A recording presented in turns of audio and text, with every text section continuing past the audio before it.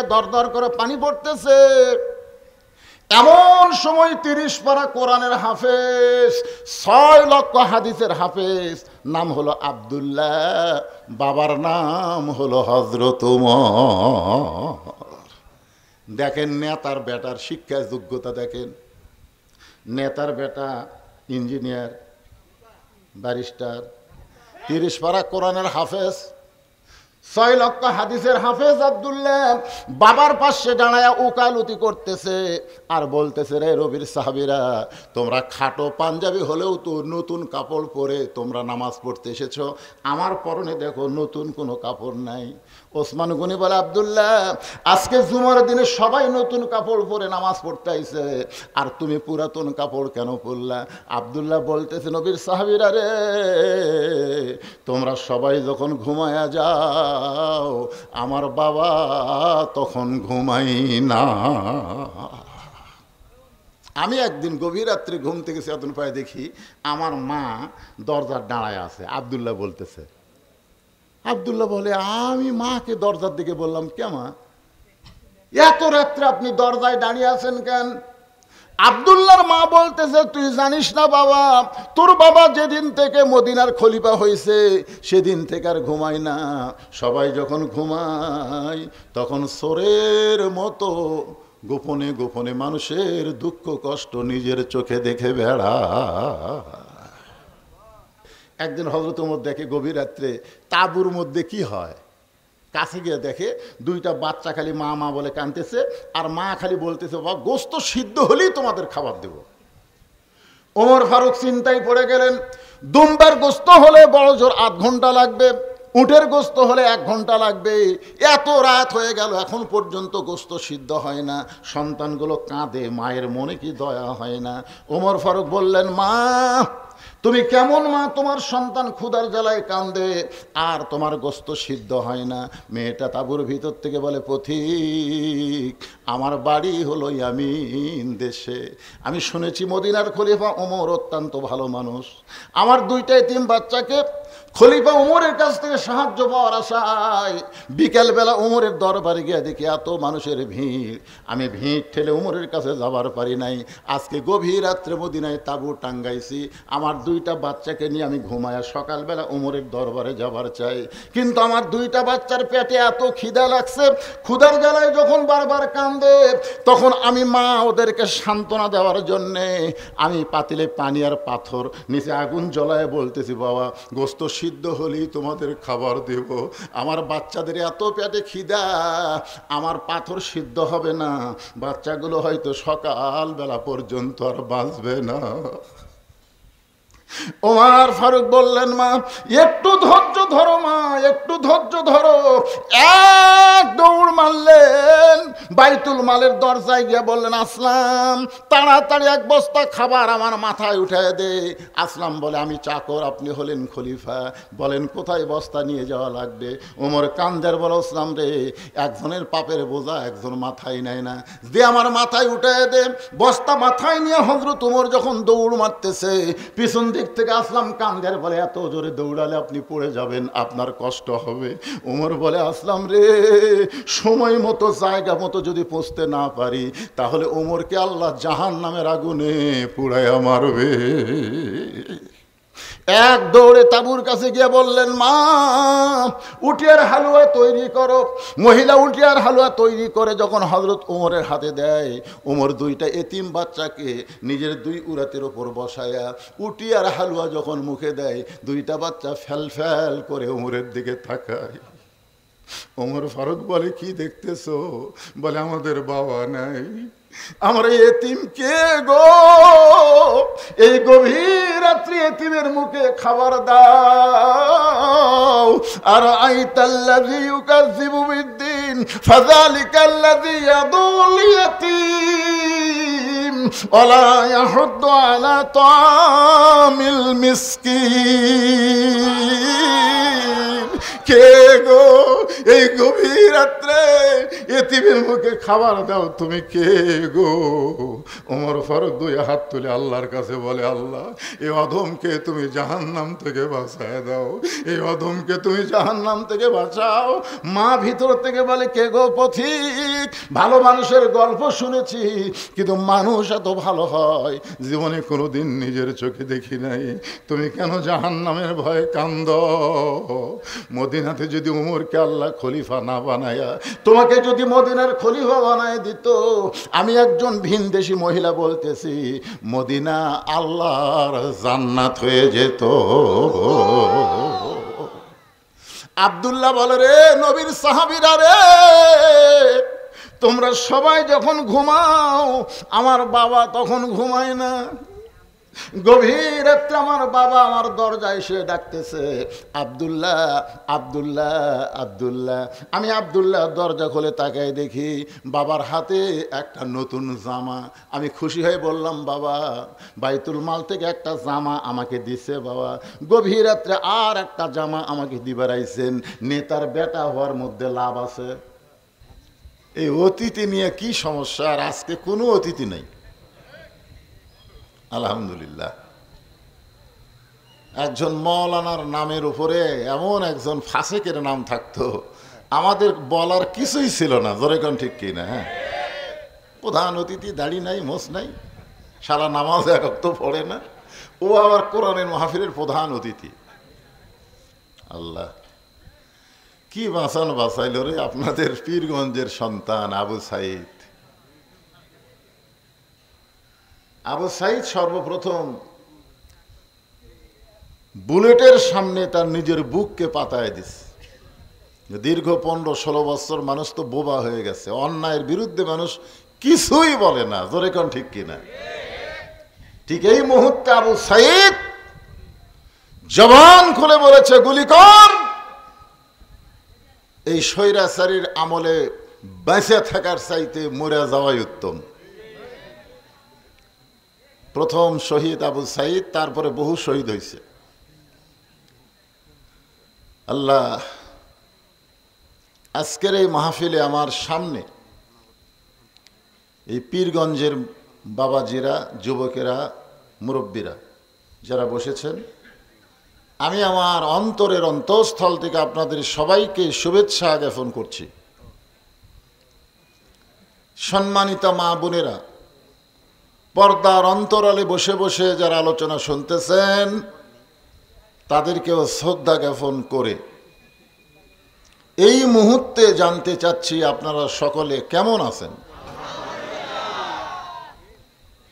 আলহামদুলিল্লাহি রব্বিল আলামিন।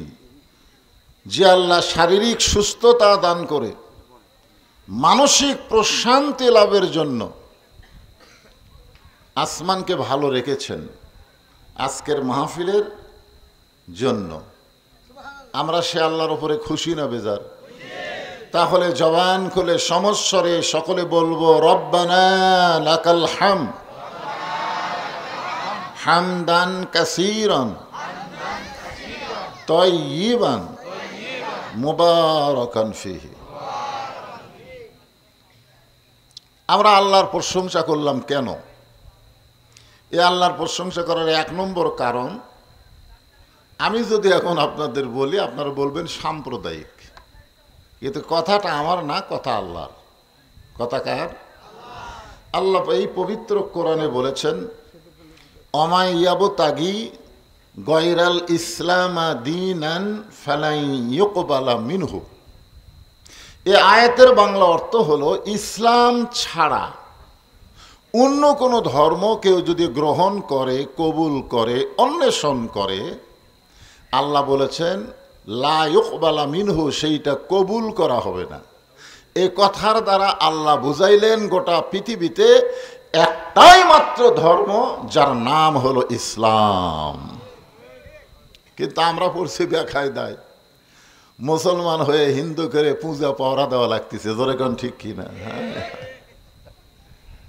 আমি এক হিন্দুরে বলছিলাম, কে রে ভাই, মুসলমান হয়ে তোমাদের মূর্তি পহরা দেওয়া লাগতেছে, কারণ কি? তোমরা কি পহরা দেওয়ার পারো না? কয় হুজুর আমরা পহরা দেব কেন, মূর্তি তো ভাঙ্গাই লাগবে। আমি কইলাম ভাঙ্গা লাগবে কবে? কয় দশমীর দিনে আমরাই লাত্তা গুড়া ভাঙবো। এটা তো থোয়ার জিনিস না, এটা হলো ভাঙ্গারি জিনিস। ধরে কোন কি জিনিস? কিন্তু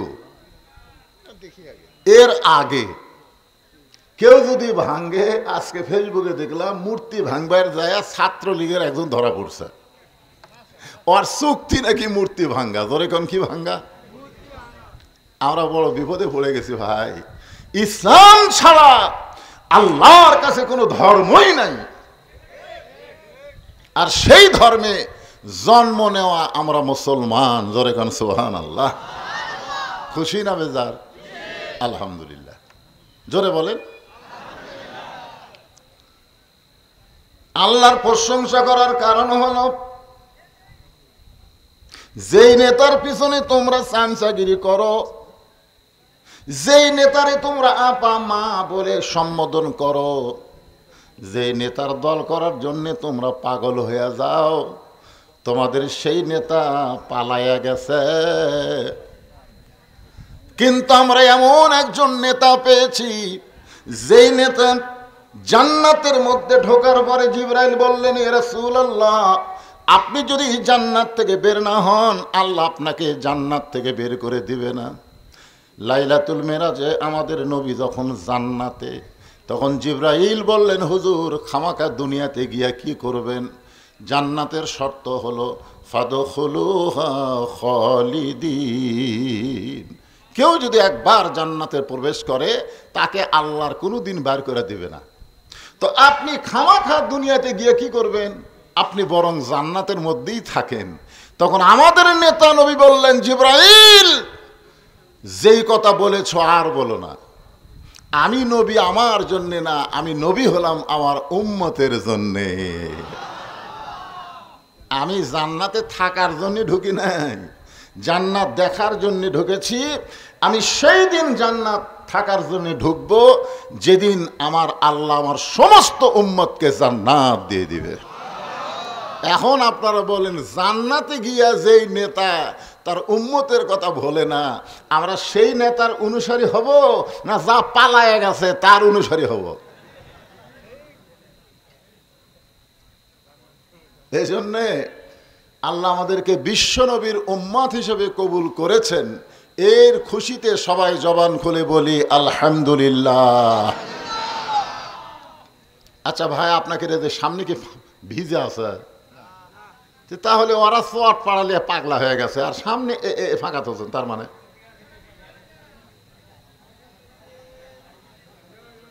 কি বিপদ রে ভারে। আমি রোহিঙ্গার উদাহরণ দিলাম, তাও চাপে না।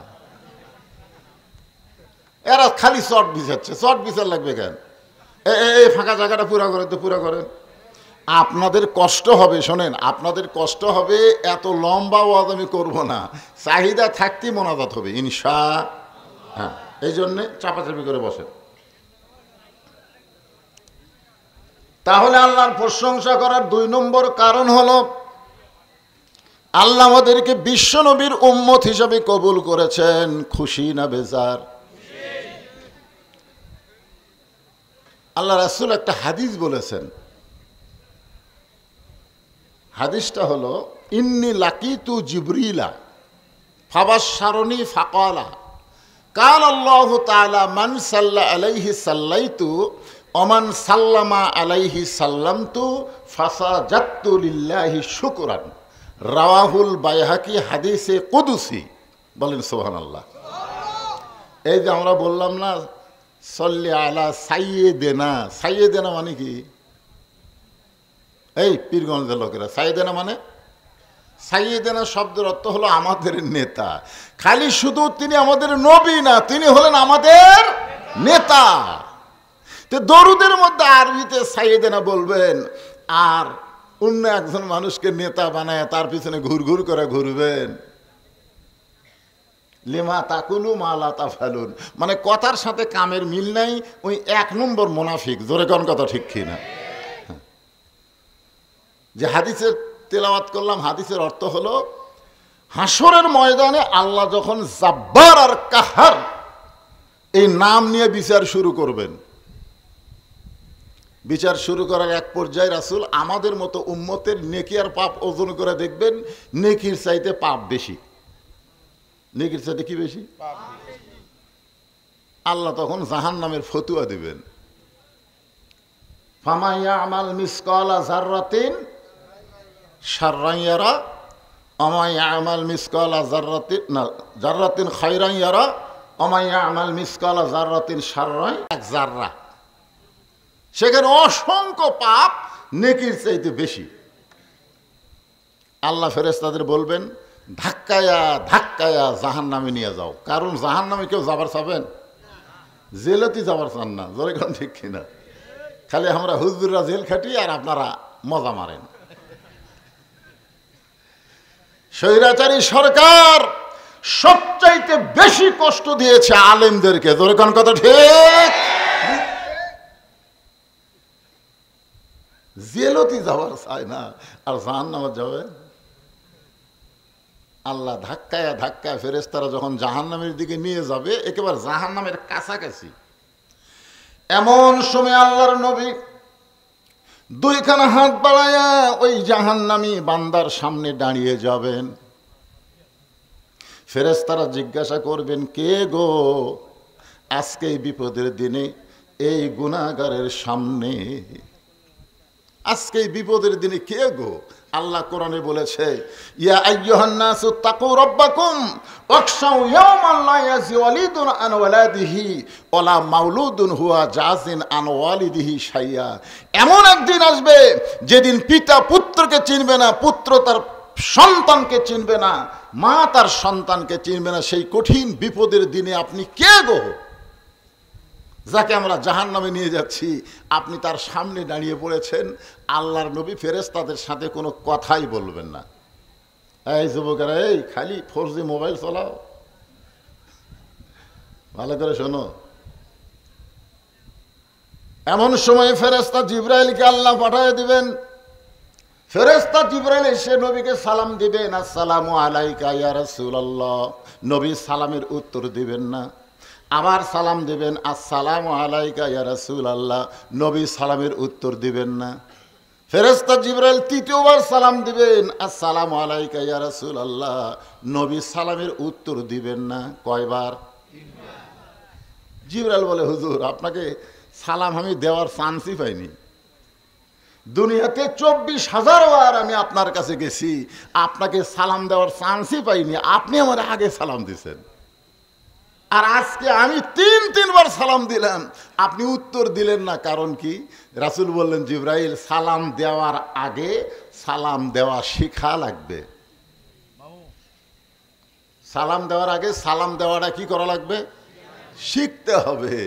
তো জিবরাইল বলে, আমার সালামের ভুল কোথায়? আল্লাহ রাসূল বললেন, তুমি কি আরবি গ্রামার জানো? বাংলা গ্রামার না, আরবি।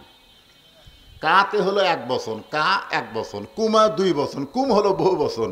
তুমি বারবার খালি বলতেছো আসসালামু আলাইকা ইয়া রাসূলুল্লাহ, শুধু আমারও সালাম দাও, আমার এই গুনাহগার উম্মতকে বাদ দাও কেন? যাকে ফেরেশতারা ধাক্কায় জাহান্নামে নিয়ে যাচ্ছে, এক বাদ দেয় সালাম দাও কেন? জিবরাইল বলে, হুজুর ওর সালাম দিলে লাভ কি? কারণ ওর পাপে নেকির চাইতে পাপ অনেক বেশি, ও তো ডাইরেক্ট জাহান্নামী, ওরে তো সালাম দেওয়া লাভ নাই। সঙ্গে সঙ্গে নবী বলবেন, জিবরাইল তোমার আল্লাহ আমার উম্মতের নেকি আর পাপ ওজন করার সময় আমাকে বাদ দিবার পারে, সালাম দেওয়ার সময় তুমি আমার গুনাহগার উম্মতকে বাদ দিবার পারো, কিন্তু আমি নবী বাদ দিবার পারি না। ওমা পড়েন, ওমা আরসালনাকা ইল্লা রাহমাতাল লিল আলামিন। আল্লাহ কোরআনে বলেছে রব্বিল আলামিন, গোটা পৃথিবীর রব হচ্ছেন আল্লাহ। রহমাতুল লিল আলামিন, গোটা পৃথিবীর রহমত হলেন মুহাম্মাদুর।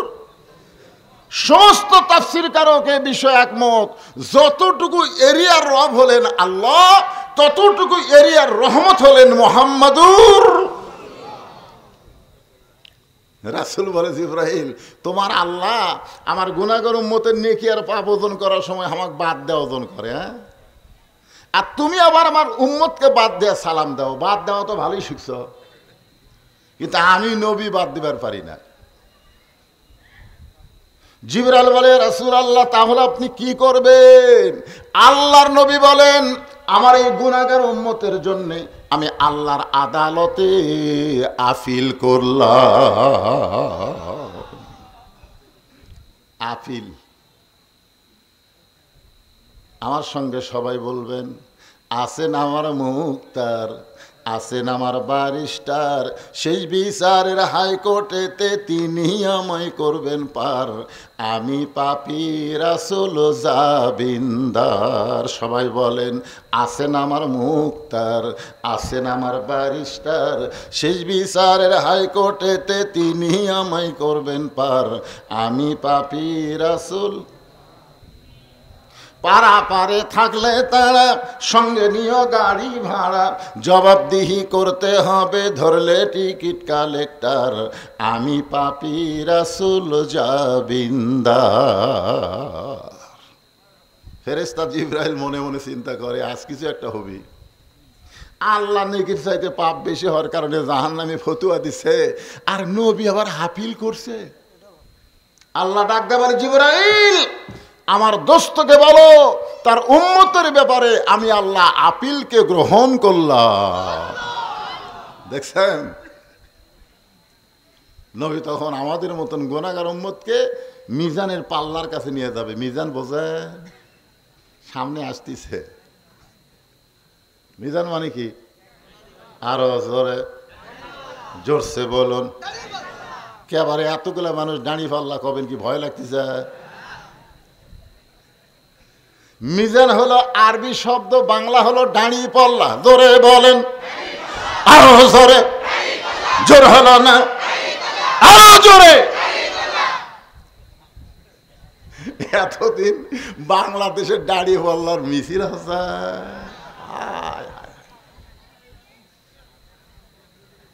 হাইকোর্ট থেকে দাড়ি পাল্লা বাতিল করছে। তুমি বাংলাদেশের হাইকোর্ট থেকে তোমার নির্বাচিত বিচারপতি দিয়া তুমি দাড়ি পাল্লা বাতিল করতে পারো, কিন্তু আল্লাহর কোরআন থেকে কোনোদিন দাড়ি পাল্লা বাতিল হবে না। জোরে বলেন, কথা ঠিক কিনা? ওয়াল ওয়াজনা বিল কিসতি ওয়ালা তুখসিরুল মিজান। দাড়ি পাল্লার কাছে নিয়ে এসে নেকি আর পাপ ওজন দেওয়া হবে, দেখা যাবে নেকির চাইতে পাপ বেশি। আল্লাহ বলে, হাবিব কি হলো? নেকির চাইতে তো পাপ বেশি হলো। রাসূল বলে, আল্লাহ আপনি কি দিছেন? নেকির পাল্লায় খালি আপনার ইল্লাল্লাহ, লা ইলাহা ইল্লাল্লাহ, নামাজ, রোজা, হজ, যাকাতের নেকি দিছেন, আর পাপের পাল্লায় সারা জীবনের পাপ দিছেন। কিন্তু আমার উপর যে দরুদ পড়ছিল, ছিল আমার উপর যে দরুদ শরীফ পড়ছিল, সেটা তো আপনার কাছেও নাই, কোনো ফেরেশতার কাছেও নাই, সেটা মদিনায় আমার রওজায় জমা ছিল। আজকে সেই দরুদগুলো আমি নেকির পাল্লায় তুলে দিলাম। সঙ্গে সঙ্গে দরুদের এত ওজন ভাই, কারণ নামাজ হচ্ছে ইবাদত, দরুদ হচ্ছে মহাব্বত। সমস্ত উম্মতের সারা জীবনের ইবাদতের চাইতে আবু বকরের এক রাতের মহব্বতের ওজন আল্লাহর কাছে অনেক বেশি। জোরে বলেন ঠিক। আবু বকর কি এক রাত নামাজ পড়ছে, জিকির করছে? নবী ঘুম পাড়ছে আর উরাতকে বালিশ বানায় দিচ্ছে। আরে পায়ে সাপ কামড় মারছে, পা টান দেয়নি, আবার কামড় মারছে, পা টান দেয়নি, চোখের পানি দিয়ে নবীর ঘুম ভেঙে গেছে। নবী ঘুম থেকে চেতন পায় বলে, আবু বকর বাড়ির কথা, বিবি বাচ্চার কথা মনে করে কাঁদতেছে। বলে, না হুজুর, ওই ছিদ্রের মুখে পা দিছি, কি যেন বারবার কামড়ায়। তো তোমার কামড় দিল সাপ, আর তুমি আমার ঘুম থেকে ডাক দাও না। আবু বকর বলে, ইয়া রাসূলুল্লাহ, কলিজা বের করে আপনাকে যদি দেখাতে পারতাম, তাহলে আপনি দেখতে পাইতেন আমার জীবনের চাইতে আপনার ঘুমের দাম আমার কাছে অনেক বেশি। নবী বলে, আবু বকর আমি তোমাকে কি দেব? আমার দেওয়ার মতন কিছুই নাই। আল্লাহ বলে, আপনাকে দেওয়া লাগবে না, আমি দিলাম। এই জন্যে দরুদ শরীফ পড়তে কোনো সময় অলসতা করবেন না, কোনো ফতুয়াবাজি করবেন না। মহব্বত করে কলিজা থেকে নবীর নাম শোনার সাথে সাথে বলতে হবে সাল্লাল্লাহু আলাইহি ওয়াসাল্লাম। এমন একজন নবীর উম্মত হওয়াতে খুশি না বেজার? তাহলে জবান খুলে বলি আলহামদুলিল্লাহ।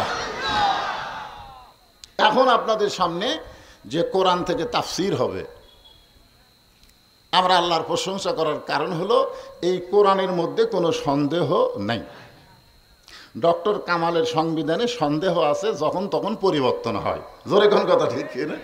ডক্টর কামাল হোসেন যে সংবিধান স্বাধীনতার সময় করে থেকে গেছে, হাসিনা সেই সংবিধান থোসা। এখন আবার ডক্টর ইউনূস বলতেছে সংবিধান পরিবর্তন করা লাগবে। তার মানে বাংলাদেশের যে সংবিধান এটা মাঝে মধ্যে পরিবর্তন হয়, আর আল্লাহর যে সংবিধান আমাদেরকে দেওয়া হয়েছে এর একটা নোক্তা পরিবর্তন করার ক্ষমতা কারো নাই। জোরে বলেন ঠিক? আল্লাহর প্রশংসা আমরা কেন করব? এই যে কোরআন, জালিকাল কিতাব লা রাইবা ফিহি। বাগান কুড়ি গেছিলেন? আচ্ছা ঠিক আছে, আজকে ফাটাফাটি আওয়াজ হয়ে বাবা, কিছু মনে করেন না? না ঠিকই আছে। কি মনে করতেছেন? এই দিনত করে আইছি বদরগঞ্জ, আমার লাইভে দেখবেন ফাটাফাটি বোঝেন, কোনো অ্যাঙ্গেল নাই, সব ডাইরেক্ট মারমো। তোর এখন কথা ঠিক? হ্যাঁ, এই অ্যাঙ্গেল মারছি 17 বছর, আরো অ্যাঙ্গেল।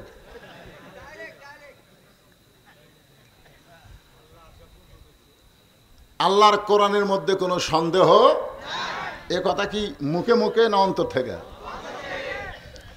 সন্দেহ নাই। এইটা যদি অন্তর থেকে বিশ্বাস করেন তাহলে আল্লাহর এই কোরআনকে আমাদের কিছু সময়ের জন্য একটু দেখা দরকার। আমি আপনাদের কিছু সময় কোরআন দেখাবো, আর এই দেখানোর জন্য আমাদের বগুড়াতে কোনো মানুষ যখন মারা যায়, বুঝলেন, মরে যাওয়ার সাথে সাথেই সবাই পড়ে ইন্না লিল্লাহি ওয়া ইন্না ইলাইহি রাজিউন। আপনাদের এই পীরগঞ্জের খবর কি? একই খবর? আচ্ছা, যদি আওয়ামী লীগ মরে ইন্না লিল্লাহি, আমি ফেসবুকে দেখি আওয়ামী লীগ মরলে অনেকে লেখে আলহামদুলিল্লাহ। লেখে না ভাই, লেখে না? আওয়ামী লীগের কোন নেতা মরছে একটা ইন্না লিল্লাহ নাই, আলহামদুলিল্লাহ। কোন পুলিশ মরলে আলহামদুলিল্লাহ। কে মানুষ মরলে আমরা এতদিন ধরে ইন্না লিল্লাহ কই? বাংলাদেশে এমন কি জঞ্জাল একটা দল বাড়ালো, এরা মরলে মানুষ আল্লাহর শুকরিয়া আদায় করে। জোরে কোন ঠিক? তাহলে সবাই মরলে ইন্না লিল্লাহ কর না। আপনারা তার মুরব্বী, বর্তমান খবর জানেন না, সমান তালে মারিয়া দেন। ধরে কোন কথা ঠিক কি না? কিন্তু ছেলেমেয়েরা বোঝে না। এটা আসলে মানুষ মরার আয়াত না।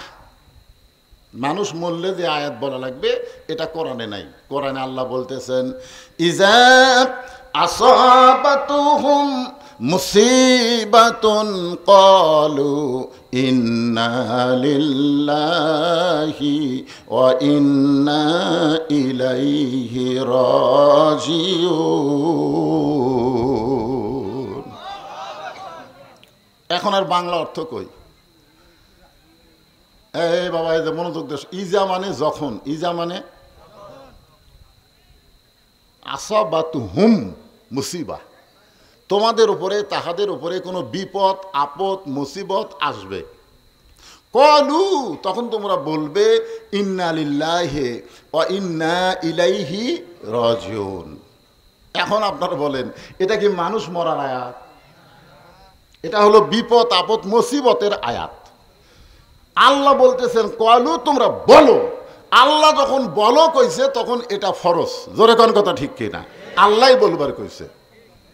এখন আপনাদের কাছে আমার জানতে চাওয়া, এই মুহূর্তে বাংলাদেশের জন্য সবচাইতে বড় বিপদ কি?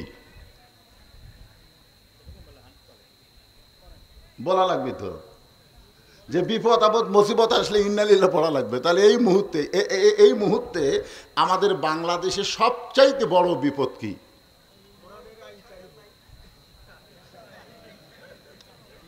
আসলে সামনে যারা বসে বুঝলেন তাদের আল্লাহ একটা আলাদা আলাদা মেজাজ দেয়। মুরব্বী বললেন এই মুহূর্তে সবচাইতে বড় বিপদ হলো মানুষ কোরআনের ওয়াজ শুনবে আবু জেহেলের মতন, কিন্তু কোরআন অনুযায়ী চলবে। আপনারা বলেন তো কোরআন শোনার 1 নম্বর শ্রোতাকে? আপনারা তো সামনে বসে থাকা ওয়াজ শুনতেছেন, আর আবু জেহেল ওই চোরের মতন চুপি চুপি পিছন থেকে ওয়াজ কোরআন তেলাওয়াত শুনছে, খাড়া হয়ে। বসার চান্স হয় না, কেউ বসবারও দেয়নি। সারা রাত কোরআন শোনার পরে সকালবেলা গিয়ে মিটিংয়ের মধ্যে হঠাৎ মুখ ফসকা বার হয়ে গেছে। মুখ ফসকা বলবার চাইনি, কিন্তু ফস করে বার হয়ে গেছে। এত সুন্দর কোরআনের বাণী, রাতটা কোন দিক দিয়ে গেল আমি বুঝবারই পারিনি। সোনাল্লাহ। আবু জেহেল কি কোরআনের পক্ষে কছে না বিপক্ষে কছে? পক্ষে কছে। হ্যাঁ, যে এত সুন্দর কোরআনের বাণী, রাতটা কোন দিক দিয়ে গেল আমি বুঝবারই পারিনি। এখন আপনারা বলেন তো, যে আবু জেহেল কোরআনের বাণীকে সুন্দর বাণী বলে, সে আবু জেহেল কি কোরআনের বিরুদ্ধে? হ্যাঁ, আজকে আমাদের বাংলাদেশের নেতারা বললেও তার রোহের মাগফিরাতে আমরা কোরআন খতম দেই। খোঁজলা দেখেন ওই নেতার 14 গোষ্ঠীর মধ্যে একটা সন্তানও মাদ্রাসাত পড়েনি।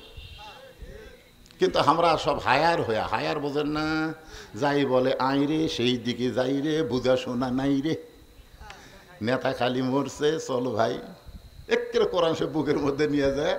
3 খতম কোরআন পড়ে বলি রব্বানা জালামনা আল্লাহ। এই নেতার জন্য 3 খতম কোরআন পড়লাম, আল্লাহ আর যা সওয়াব হয় নেতাক দাও। 2 কান্দের 2 ফেরেশতা বলে আল্লাহ এরা কি দোয়া করে? তোমার নবী বলেছে যে কোরআনের একটা অক্ষর উচ্চারণ করবে তাকে 10টা করে নেকি দেওয়া হবে। ওই কোরআন পড়াও সারা, আর নেকি দেওয়াও সারা। ওই কোরআন যে ফেরাউন ছিল, সেই ফেরাউনের চাইতো খারাপ ফেরাউন আমাদের মাথার উপর দীর্ঘদিন ছিল। জোরে কোন কথা ঠিক? আমি কোরআন দিয়ে আপনাদের বুঝাই দিচ্ছি। এখন আপনাদের হুজুর বলা হয়, কে রে ভাই এই জায়গা কার? এই বুঝানোর জন্য, এটা আমার হুজুর। ওই সাইডে যা দেখতেছেন ওটা আমার ভাইয়ের, আর ওই সাইডে আমার চাচার, এটা আমার বাপের। তো সবই যদি তোমাকে হয় আল্লাহর, তখন আল্লাহটা দেখবার গেলে 2 মিনিট হাঁটা লাগবে হুজুর। 2 মিনিট হাঁটা মসজিদের সামনে গিয়ে বলতে তো হুজুর এখানেও আল্লাহর কিছু ছিল না, এখানেও আল্লাহর কিছু ছিল না। আমার চাচা 10 শতক আল্লাহ দান করছে, আর আমরা টাকা পয়সা দিয়ে আল্লাহ ঘর বানিয়ে দিছি। তখন ফেরেশতা কয় আল্লাহ এটা কোন দেশ, যে দেশে তোমার কোনো জায়গা নাই, ওর চাচা দিলে তোমার জায়গা হয়, আর ওরা টাকা পয়সা দিয়ে তোমার ঘর মেরে দেয়, ওই দেশের নাম কি? আল্লাহ বলতেছে ওটাই তো ফেরাউনের দেশ।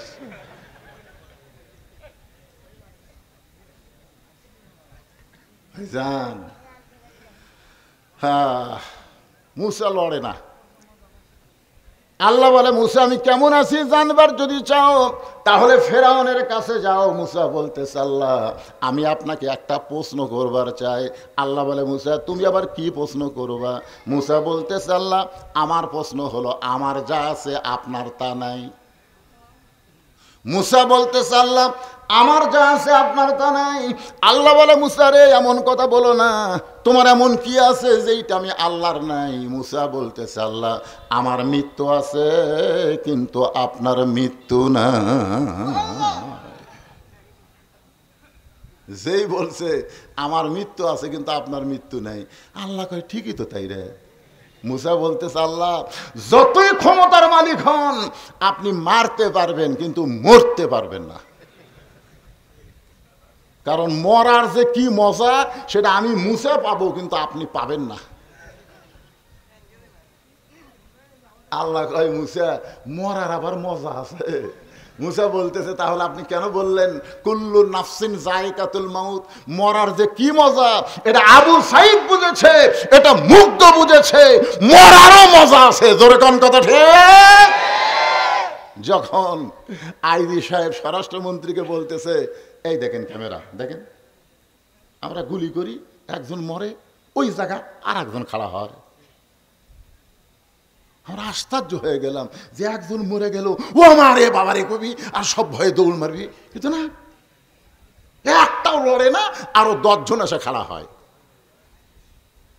যারা দুনিয়া থেকে, বাংলাদেশ থেকে এই 5ই আগস্ট জুলাই বিপ্লবে যারা চলে গেছে, এরা মরার মজা বুঝেছে, এরা আসলে মরে নাই, এরা মৃত্যু নামক দরজা দিয়ে জান্নাতে প্রবেশ করেছে। জোরে কোন কথা ঠিক কিনা? ভাইজান মরবার চান না। আল্লাহ বলে, মুসা মৃত্যু তোমার কাছে কেমন মনে হয়? মুসা বলতেছে, আল্লাহ দুনিয়ার জীবনে যত নিয়ামত আমাকে দান করেছেন, 1 নম্বর নিয়ামতের নাম হলো মৃত্যু। আপনি আমাকে নবী করেছেন, আপনি আমাকে কালিমুল্লাহ দিয়েছেন, আপনি আমাকে লাঠি দিয়েছেন, যা বলি লাঠি তাই হয়ে যায়, এত নিয়ামত আপনি আমাকে দিলেন, এরপরও আমার কাছে সর্বশ্রেষ্ঠ নিয়ামতের নাম হলো মৃত্যু। আল্লাহ বলে, মুসা মানুষ দুনিয়াতে গিয়ে মরবার চায় না, সেই মৃত্যু তোমার কাছে উত্তম নিয়ামত হওয়ার কারণ কি? মুসা বলতেছে, আল্লাহ কারণ হলো 3টা। জোরে বলেন, কয়টা? এই ছেলে, তোর 2 জনের কি হলো রে? তোমরা গন্ডগোল করতেছো কা? না না, কতগুলো ছেলে আছে সিজার করা, বোঝেন না ভাই? সিজার, এই সিজার করার অস্থির। হ্যাঁ, এই যে এ বসে আছে, আমি আছি, আমরা 4টে সিজার, বোঝেন? আসলে বাংলাদেশের প্রত্যেকটা মায়ের নরমালে বাচ্চা হবে, প্রত্যেকটা মায়ের, খালি ধৈর্য ধরলেই। কিন্তু এই যে অধৈর্য, এই অধৈর্য হওয়ার কারণে স্বামী ডাক্তারের কাছে নিয়ে যায়, ডাক্তার এখন টাকা কামার জন্য পরীক্ষা করা, কয় পানি শুকে গেছে, বেঁকা হয়ে আছে। এখন কি করবি? পেট কাটা দেখে বাচ্চা ঘুম থেকে চেতনই পায়নি, আর চেতন পাওয়া আরো 2 দিন পর। ওই 2 দিন আগে পেট কাটা থেকে চেতন পায়নি, তখন ডাক্তাররা কয় কি করা যায় রে, তো ঘুমের মধ্যে আছে। তখন এক ডাক্তার, বড় ডাক্তার কয়, ওর পাও ধরে বের করেন, পাও ধরে বের করে এরকম একটা ঘুরেন দেয়, যেই ঘুরেন দেয় আর ঘুম ভাঙে, একটা কান্দন দেয়, ওই কান্দনে আর মাথার মধ্যে যে ঝাঁকি খায়, ওই ঝাঁকিতে ওই অস্থায়ী ছাড়া ভাত খায় না, মোবাইল ছাড়া আর কান্না বন্ধ হয় না। জোরে কোন কথা ঠিক কিনা? কোরআনের মাহফিলে কোনো সময় এই ধৈর্য নিয়ে বসবার পারবি না, ওই সিজার করা।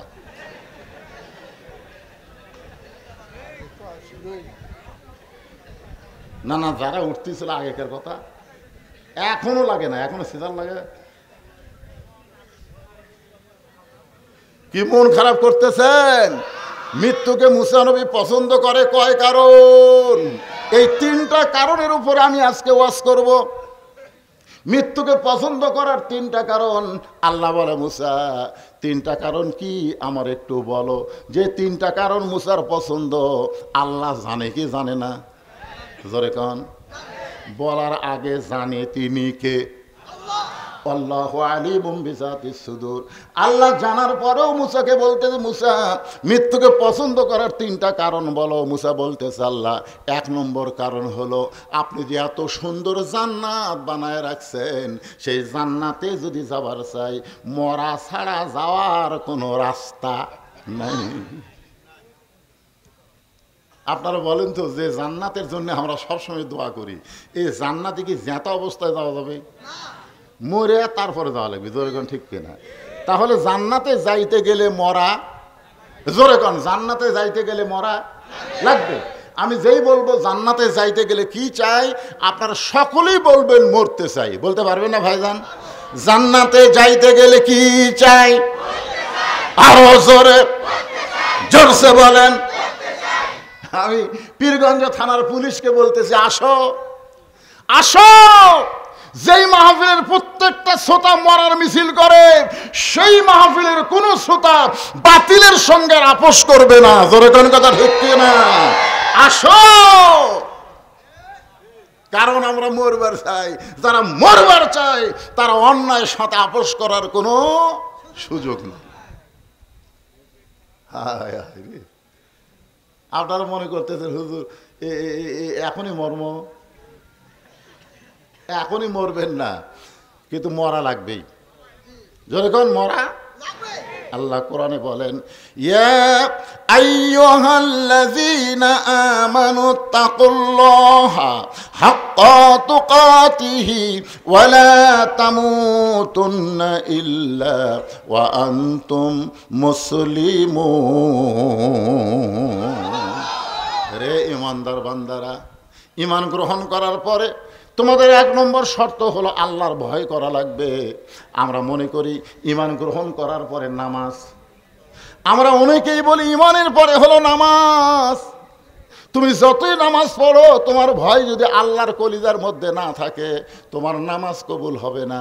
এখনই আসরের নামাজ পড়ে মনে করেন জমির ধান দেখবার গেছে, ধান দেখবার যায় দেখে ওপর জমির পানি, নিচে ওর জমির পানি নাই। উপরে জমিত খালি পানি চলমল করতেছে, নিচে ওর জমির পানি নেই। ওই আসরের নামাজ পড়নে আলা লোকটা চারিদিকে তাকাছে, কেউ নাই। আস্তে করে বসে জমির আল কাটা দিয়ে ওই পানি দিয়ে হাত ধোছে, ধুয়ে দাঁড়িয়ে চারিদিকে তাকায় বলতেছে আলহামদুলিল্লাহ, কেউ দেখেনি, কেউ দেখেনি।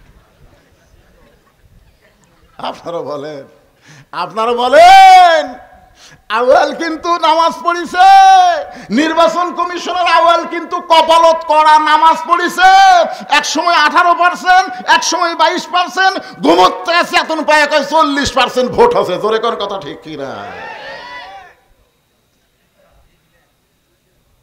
18 সালে সকালবেলা এসে 2 জন গল্প করতেছে। 18 সালে তুই কয়টা মারছু? কে রে, ভোট হবি দিনত। আর সকালে গল্প করছে কয়টা মারছু? আমি 2 মুড়ি মারছি ভাই, আমি 1 মুড়ি মারছি। কেউ দেখিনি। আরে পাগলা, দরজা জানলা বন্ধ, দেখবি কে? 2 কান্দে 2 ফেরেশতা বলতেছে আল্লাহ এই যে 2 শয়তান কি গল্প করতেছে, ওরা জানলা দরজা বন্ধ করে সমানে ভোট মারছে, আমরা তাহলে ঘুম পাচ্ছি। বেঈমানের দল, পুরা বেঈমান।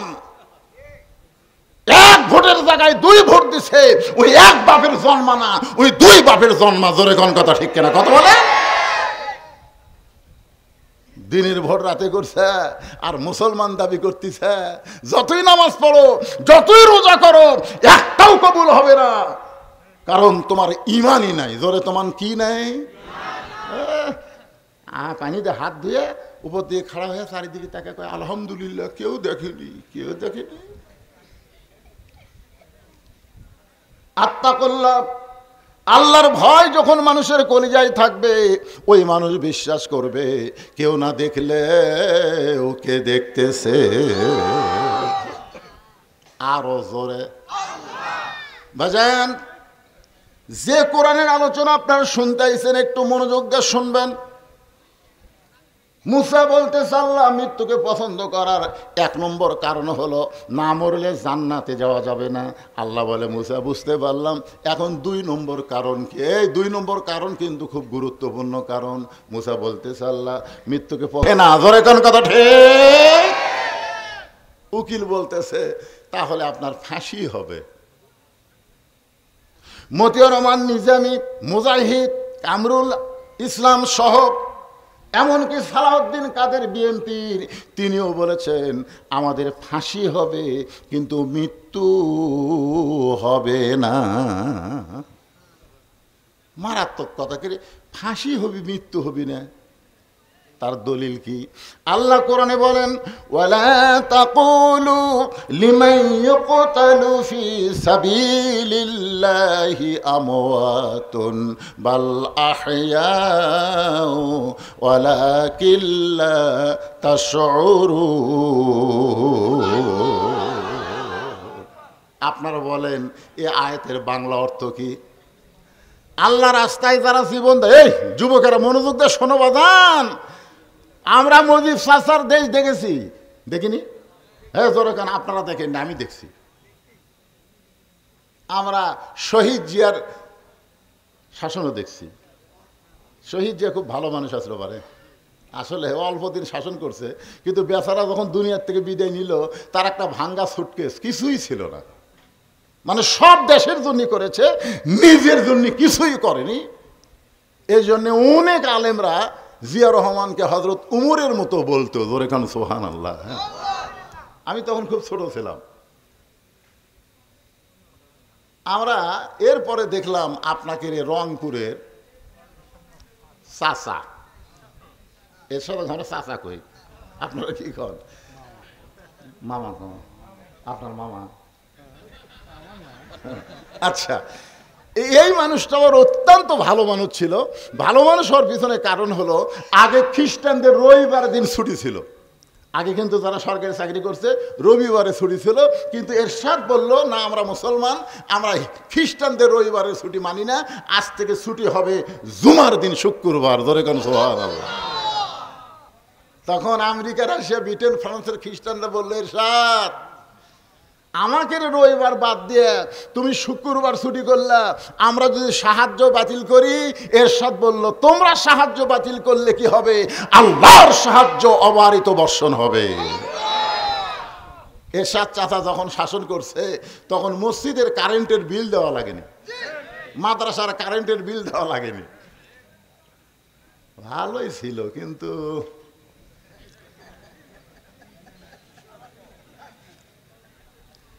যাই হোক, রংপুরের মাটিতে সেটা আর বলতেছি না, আপনারা বুঝা নেবেন অ্যাঙ্গেলে।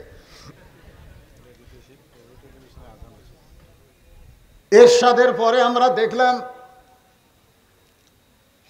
আমাদের বগুড়া জেলার ভাবির শাসন, শহীদ জিয়ার বউকে আমরা ভাবি কই। তারপরে দেখলাম আপার শাসন, জাতির পিতার মেয়েকে আমরা আপা কই। জোরে কন, কি কন? আপার পরে দেখলাম আবার ভাবি। এরপরে ভোট হোক বা না হোক, 16 বছর আমরা দেখলাম স্বৈরাচারীর শাসন, সর্বমূল্যে 50 বছর দেখেছি আমরা। এই যে সামনে যে ইলেকশন আসতেছে, এবার আমরা কোনো মানুষের তন্ত্রমন্ত্র দেখব না, আমরা আল্লাহর কোরআনের শাসন দেখতে চাই। কারা কারা দেখতে চান? দুই হাত তুলে আমার আল্লাহকে দেখান। লিল্লাহি তাকবীর। হাত নামান। আল্লাহর কোরআনের শাসন দেখবার গেলে সামান্য একটা সিমটম বলি, বাংলাদেশের মতন 96টা দেশের খলিফা, বাংলাদেশের মতন কয়টা? 96টা দেশের খলিফা আল্লাহর কোরআন দিয়ে রাষ্ট্র চলায়। মানুষের আইন দিয়ে না, আল্লাহর কোরআন দিয়ে। তিনি একদিন জুমার মেম্বরে দাঁড়িয়ে খুতবা দিচ্ছেন, খুতবা মানে যেরকম বক্তব্য দিচ্ছি এরকম বক্তব্য দিচ্ছেন দাঁড়িয়ে। মাঝখান থেকে একজন সাহাবী দাঁড়িয়ে বলতেছে, ইয়া আমির আল মুমিনিন, আপনার খুতবা শুনবো না। ওমর ফারুক, কে রে ভাই, আমার কি উচ্চারণে ভুল হচ্ছে? আমি কি খুতবায় কোনো ভুল বলতেছি? আমার খুতবা কেন শুনবা না? লোকটা বলতেছে, না, আপনার খুতবা পড়া ঠিক, উচ্চারণ ঠিক, সবই ঠিক। তাহলে আমার ব্যাঠিক কি? ব্যাঠিক হলো আমাদেরকে খাটো পাঞ্জাবি দিয়ে আপনি লম্বা জুব্বা পরছেন। দেখেন, কোরআন দিয়ে যখন দেশ চলবি তখন নেতা কিভাবে সাইজ করবি দেখেন। হ্যাঁ, আমাদেরকে আপনি খাটো পাঞ্জাবি দিয়ে আপনি লম্বা জুব্বা পরে খুতবা দিচ্ছেন। যতক্ষণ পর্যন্ত আপনার লম্বা জুব্বার কাহিনী না বলবেন ততক্ষণ আমরা আপনার খুতবা শুনবো না। সঙ্গে সঙ্গে উমর ফারুক খুতবা বন্ধ করে দিলেন। ছোট বাচ্চার মতন চোখ দিয়ে দর দর করে পানি আসতেছে। র্যাব নাই, পুলিশ নাই, চামচা নাই, জগ ধরবি। আপনাদের পীরগঞ্জের এমপি যদি কেউ এরকম বলে, এমপি সাহেব আপনার বাড়ি তো ভালোই তেলতেলা, আমাকের বাড়ি, বলা মাত্র এমপি চামচা আছে না নাই? কথা কন না কেন? আছে না? এই কে রে, কে রে? আরে বাংলাদেশের কোন এলাকার এমপি না, বাংলাদেশের মতন 96টা দেশের খলিফা জুব্বা লম্বা হওয়ার কারণে বক্তব্য বন্ধ করে দিচ্ছে। উমর ফারুকের চোখ দিয়ে দর দর করে পানি পড়তেছে। এমন সময় 30 পারা কোরআনের হাফেজ, 6 লক্ষ হাদিসের হাফেজ, নাম হলো আব্দুল্লাহ, বাবার নাম হলো হযরত ওমর। দেখেন নেতার বেটার শিক্ষা যোগ্যতা, দেখেন নেতার বেটা ইঞ্জিনিয়ার, ব্যারিস্টার, 30 পারা কোরআনের হাফেজ, 6 লক্ষ হাদিসের হাফেজ আব্দুল্লাহ বাবার পাশে দাঁড়ায়া উকালতি করতেছে আর বলতেছে, রে রবির সাহাবীরা, তোমরা খাটো পাঞ্জাবি হলেও তো নতুন কাপড় পরে তোমরা নামাজ পড়তে এসেছো, আমার পরনে দেখো নতুন কোনো কাপড় নাই। ওসমান গনি বলে, আব্দুল্লাহ, আজকে জুমার দিনে সবাই নতুন কাপড় পরে নামাজ পড়তে আইছে, আর তুমি পুরাতন কাপড় কেন পরলা? আব্দুল্লাহ বলতেছে, নবীর সাহাবীরা রে, তোমরা সবাই যখন ঘুমায়া যাও, আমার বাবা তখন ঘুমাই না। আমি একদিন গভীর রাত্রে ঘুম থেকে চেতন পায়ে দেখি আমার মা দরজার দাঁড়ায় আছে। আব্দুল্লাহ বলতেছে, আব্দুল্লাহ বলে, আমি মাকে দরজার দিকে বললাম, কে মা, এত রাত্রে আপনি দরজায় দাঁড়িয়ে আছেন কেন? আব্দুল্লাহর মা বলতেছে, তুই জানিস না বাবা, তোর বাবা যেদিন থেকে মদিনার খলিফা হয়েছে সেদিন থেকে আর ঘুমায় না। সবাই যখন ঘুমায় তখন চোরের মতো গোপনে গোপনে মানুষের দুঃখ কষ্ট নিজের চোখে দেখে বেড়া। একদিন দেখতেছে বাবা এখানে গল্প করে কেড়ে, একদিন হযরত ওমর দেখে গভীর রাত্রে তাঁবুর মধ্যে কি হয়, কাছে গিয়ে দেখে 2টা বাচ্চা খালি মা মা বলে কাঁদতেছে, আর মা খালি বলতেছে, বাবা গোস্ত সিদ্ধ হলেই তোমাদের খাবার দেব। ওমর ফারুক চিন্তায় পড়ে গেলেন, দুম্বার গোস্ত হলে বড় জোর 8 ঘন্টা লাগবে, উটের গোস্ত হলে 1 ঘন্টা লাগবে, এত রাত হয়ে গেল এখন পর্যন্ত গোস্ত সিদ্ধ হয় না। সন্তানগুলো কাঁদে, মায়ের মনে কি দয়া হয় না? ওমর ফারুক বললেন, মা তুমি কেমন মা, তোমার সন্তান ক্ষুধার জ্বালায় কান্দে আর তোমার গোস্ত সিদ্ধ হয় না? মেয়েটা তাঁবুর ভিতর থেকে বলে, পথিক, আমার বাড়ি হলো ইয়ামিন দেশে, আমি শুনেছি মদিনার খলিফা ওমর অত্যন্ত ভালো মানুষ, আমার 2টা এতিম বাচ্চাকে খলিফা ওমরের কাছ থেকে সাহায্য পাওয়ার আশায় বিকেলবেলা ওমরের দরবারে গিয়ে দেখি এত মানুষের ভিড়, আমি ভিড় ঠেলে ওমরের কাছে যাবার পারি নাই। আজকে গভীর রাত্রে মদিনায় তাঁবু টাঙ্গাইছি, আমার 2টা বাচ্চাকে নিয়ে আমি ঘুমায়া সকালবেলা ওমরের দরবারে যাবার চাই, কিন্তু আমার 2টা বাচ্চার পেটে এত খিদা লাগছে, ক্ষুধার জ্বালায় যখন বারবার কান্দে তখন আমি মা ওদেরকে সান্ত্বনা দেওয়ার জন্যে আমি পাতিলে পানি আর পাথর নিচে আগুন জ্বলায় বলতেছি, বাবা গোস্ত সিদ্ধ হলেই তোমাদের খাবার দেব, আমার বাচ্চাদের এত পেটে খিদা, আমার পাথর সিদ্ধ হবে না, বাচ্চাগুলো হয়তো সকালবেলা পর্যন্ত আর বাঁচবে না। ওমর ফারুক বললেন, মা একটু ধৈর্য ধরো, মা একটু ধৈর্য ধরো। এক দৌড় মারলেন, বাইতুল মালের দরজায় গিয়ে বললেন, আসলাম তাড়াতাড়ি 1 বস্তা খাবার আমার মাথায় উঠায় দে। আসলাম বলে, আমি চাকর, আপনি হলেন খলিফা, বলেন কোথায় বস্তা নিয়ে যাওয়া লাগবে? ওমর কান্দের বলে, আসলাম রে, একজনের পাপের বোঝা একজন মাথায় নেয় না, যে আমার মাথায় উঠায় দে। বস্তা মাথায় নিয়ে হযরত ওমর যখন দৌড় মারতেছে, পিছন দিক থেকে আসলাম কান্দের বলে, এত জোরে দৌড়ালে আপনি পড়ে যাবেন, আপনার কষ্ট হবে। ওমর বলে, আসলাম রে, সময় মতো জায়গা মতো যদি পৌঁছতে না পারি তাহলে ওমরকে আল্লাহ জাহান্নামের আগুনে পুড়াইয়া মারবে। এক দৌড়ে তাঁবুর কাছে গিয়ে বললেন, মা উটিয়ার হালুয়া তৈরি করো। মহিলা উটিয়ার হালুয়া তৈরি করে যখন হযরত ওমরের হাতে দেয়, ওমর 2টা এতিম বাচ্চাকে নিজের 2 উরাতের ওপর বসায়া উটিয়ার হালুয়া যখন মুখে দেয়, 2টা বাচ্চা ফ্যাল ফ্যাল করে ওমরের দিকে তাকায়। ওমর ফারুক বলে, কি দেখতেছো? বলে, আমাদের বাবা নাই, আমার এতিম কে গো? এই গভীর রাত্রি এতিমের মুখে খাবার দাও। আর আইতাল্লাযী ইউকাযযিবু বিদ্দীন ফাযালিকাল্লাযী ইয়াদুল ইয়াতীম ওয়ালা ইয়াহুদ্দু আলা তাআমিল মিসকিন। কে গো এই গভীর রাত্রে এতিমের মুখে খাবার দাও, তুমি কে গো? ওমর ফারুক 2 হাত তুলে আল্লাহর কাছে বলে, আল্লাহ এই অধমকে তুমি জাহান্নাম থেকে বাঁচায় দাও, এই অধমকে তুমি জাহান্নাম থেকে বাঁচাও।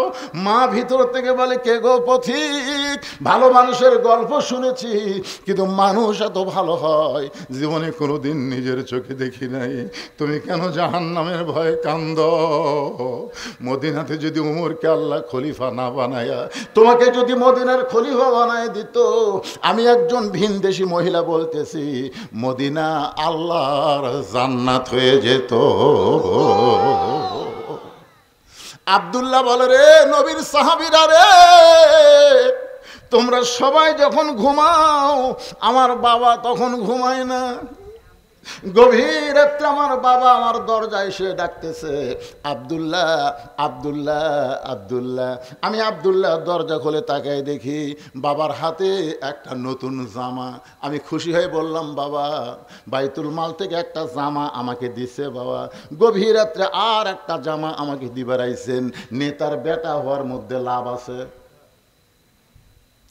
আব্দুল্লাহ খুশি হয়ে বলতেছে, বাইতুল মাল থেকে আমার একটা নতুন জামা দিছে, গভীর রাত্রে আর একটা দিবে রাইছেন, নেতার বেটা হওয়ার মধ্যে লাভ আছে না নাই? আমাদের এলাকার চেয়ারম্যানের বেটা R15 হুন্ডালে বেড়ায়। আয় হাই রে, বাংলাদেশের মতন 96টা দেশের নেতা খলিফা, তার বেটার লাভ নাই? একটা বাইতুল মাল থেকে দিছে আর একটা গভীর রাত্রে দিবে রাইছেন। সঙ্গে সঙ্গে ওমর ফারুক আল্লাহর কোরআন থেকে তেলাওয়াত করলেন, ইন্নাল্লাহা ইয়ামুরুকুম আন তুআদ্দুল আমানাতি ইলা আহলিহা ওয়া ইযা হাকামতুম বাইনান নাস আন তাহকুমু বিল আদল।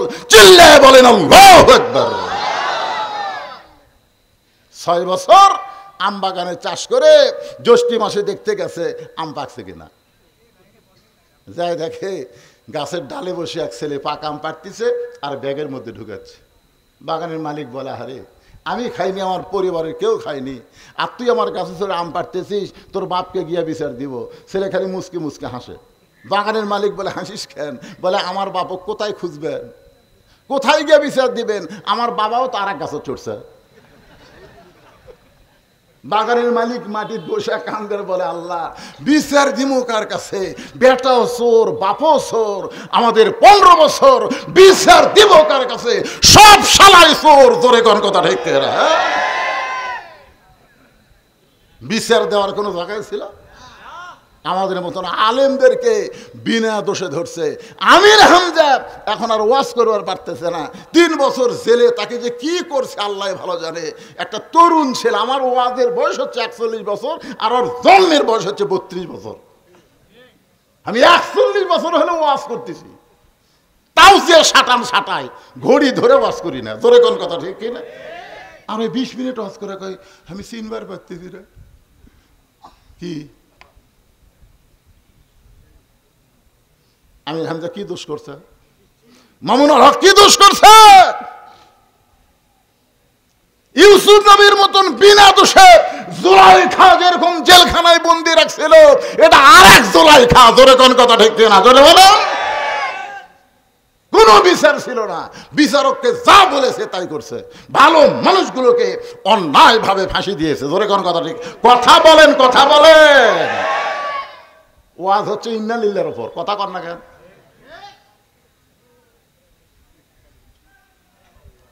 একটু মনোযোগ দিয়ে শুনবেন। আল্লাহর বান্দা আব্দুল্লাহ বলতেছে, আমার বাবা কোরআন থেকে তেলাওয়াত করে বললেন, আব্দুল্লাহ আমি আমার আইন দিয়া চলি না, আমি চলি আল্লাহর কোরআনের আইন দিয়া। তোকে বাইতুল মাল থেকে একটা পাঞ্জাবি দিছে, আর একটা দিবার আসিনি বাবা। আব্দুল্লাহ বলে, বাজান তাহলে গভীর রাত্রে আমার দরজায় দাঁড়ানোর কারণ কি? ওমর ফারুক বলে, এই পাঞ্জাবি আমার ভাগে পড়ছে বাজান, এইটা এত ছোট, আমি পরে দেখলাম হাঁটুর উপরে থাকে। এখন তুই বল, এরকম খাটো পাঞ্জাবি পরে জুমার দিনে কি খুতবা দেওয়া যায়? অন্তত মুসল্লির পাঞ্জাবি খাটো হলে সমস্যা নাই, ইমামের পাঞ্জাবি বড় হওয়া লাগবে। ধরে কোন ঠিক কি না? আব্দুল্লাহ রে, তোর কাপড়টুকু আমাকে একটু আল্লাহর হস্তে দান করা দে। আব্দুল্লাহ বলে, আমি আওয়ামী লীগ ওই বিএনপি, এটা হলো বাইরের কথা রে, ভিতরের কথা হলো আমরা 3 ভাই একসঙ্গে জামাত করতে চাই। ইসলামের ভিতরের কথা হলো আওয়ামী লীগ, বিএনপি, জাতীয় পার্টি, জামাত না, প্রত্যেকটা মুসলমান কোরআন অনুযায়ী চলতে চাই। জোরে বলেন কথা ঠিক কিনা? কি চিন্তা করতেছেন? 2-1 ওটা বসা করতেছেন, ভাবতেছেন আমরা আওয়ামী লীগ পরিবারে আমাকে হুজুর বাঁশ দিচ্ছে না। কে কি করছেন ওটা কোনো ব্যাপার? আপনার বলেন, আমার জামাই ওয়াজ করলো, কি কিসের ওয়াজ করলো? তৌবার ওয়াজ করেনি, যেরকম তৌবার ওয়াজ করেনি। এখানে অনেক আল্লাহর বান্দা আছে, এখানে অনেক আল্লাহর বান্দা থাকতে পারে যারা এখন পর্যন্ত এশার নামাজ পড়েনি। কথা কয় না রে, কথা কয় না।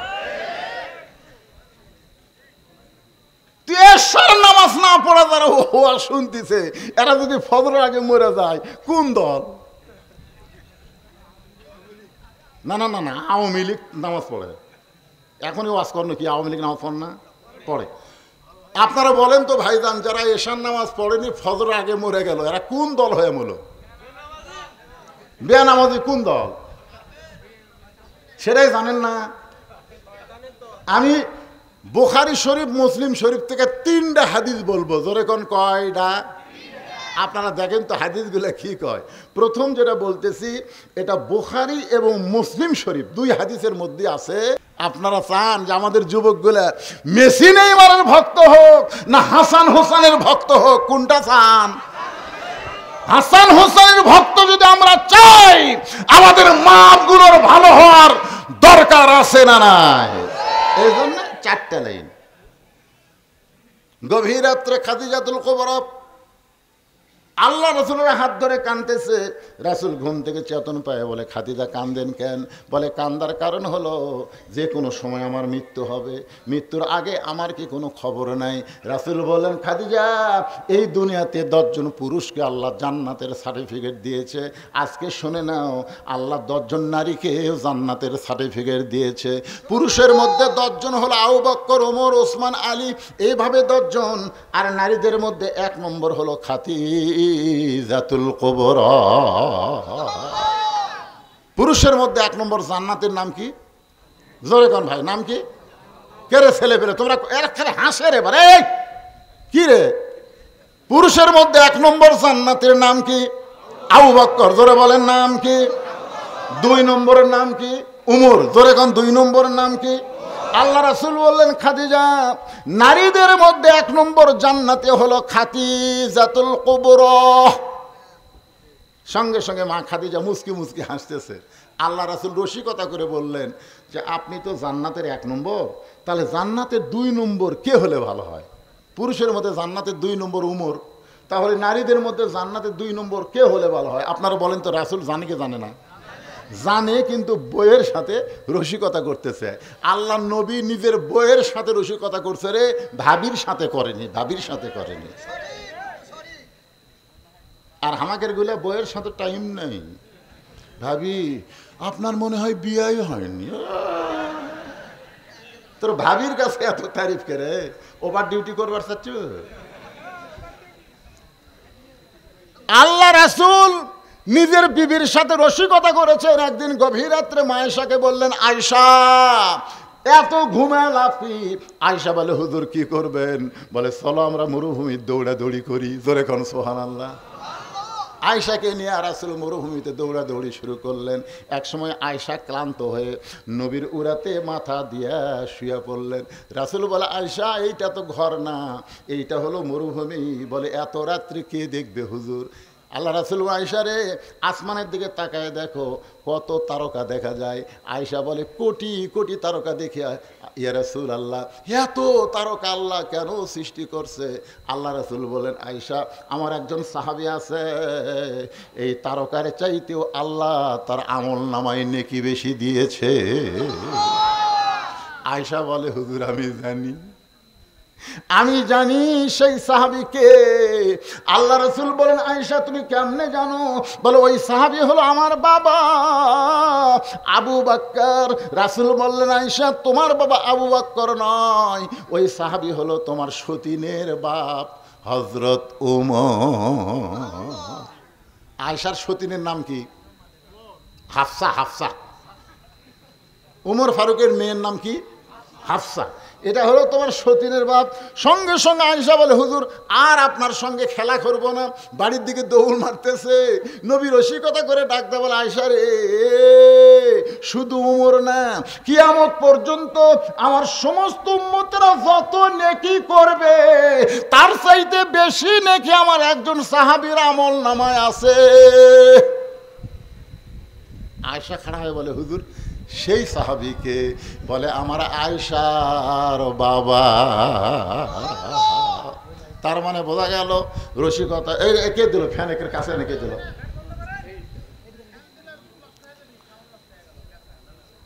আল্লাহর বান্দার একটু খেয়াল করবেন, নবী রসিকতা করে খাদিজাকে বলতেছে, খাদিজা আপনি যদি জান্নাতের 1 নম্বর হন তাহলে জান্নাতের 2 নম্বর কে?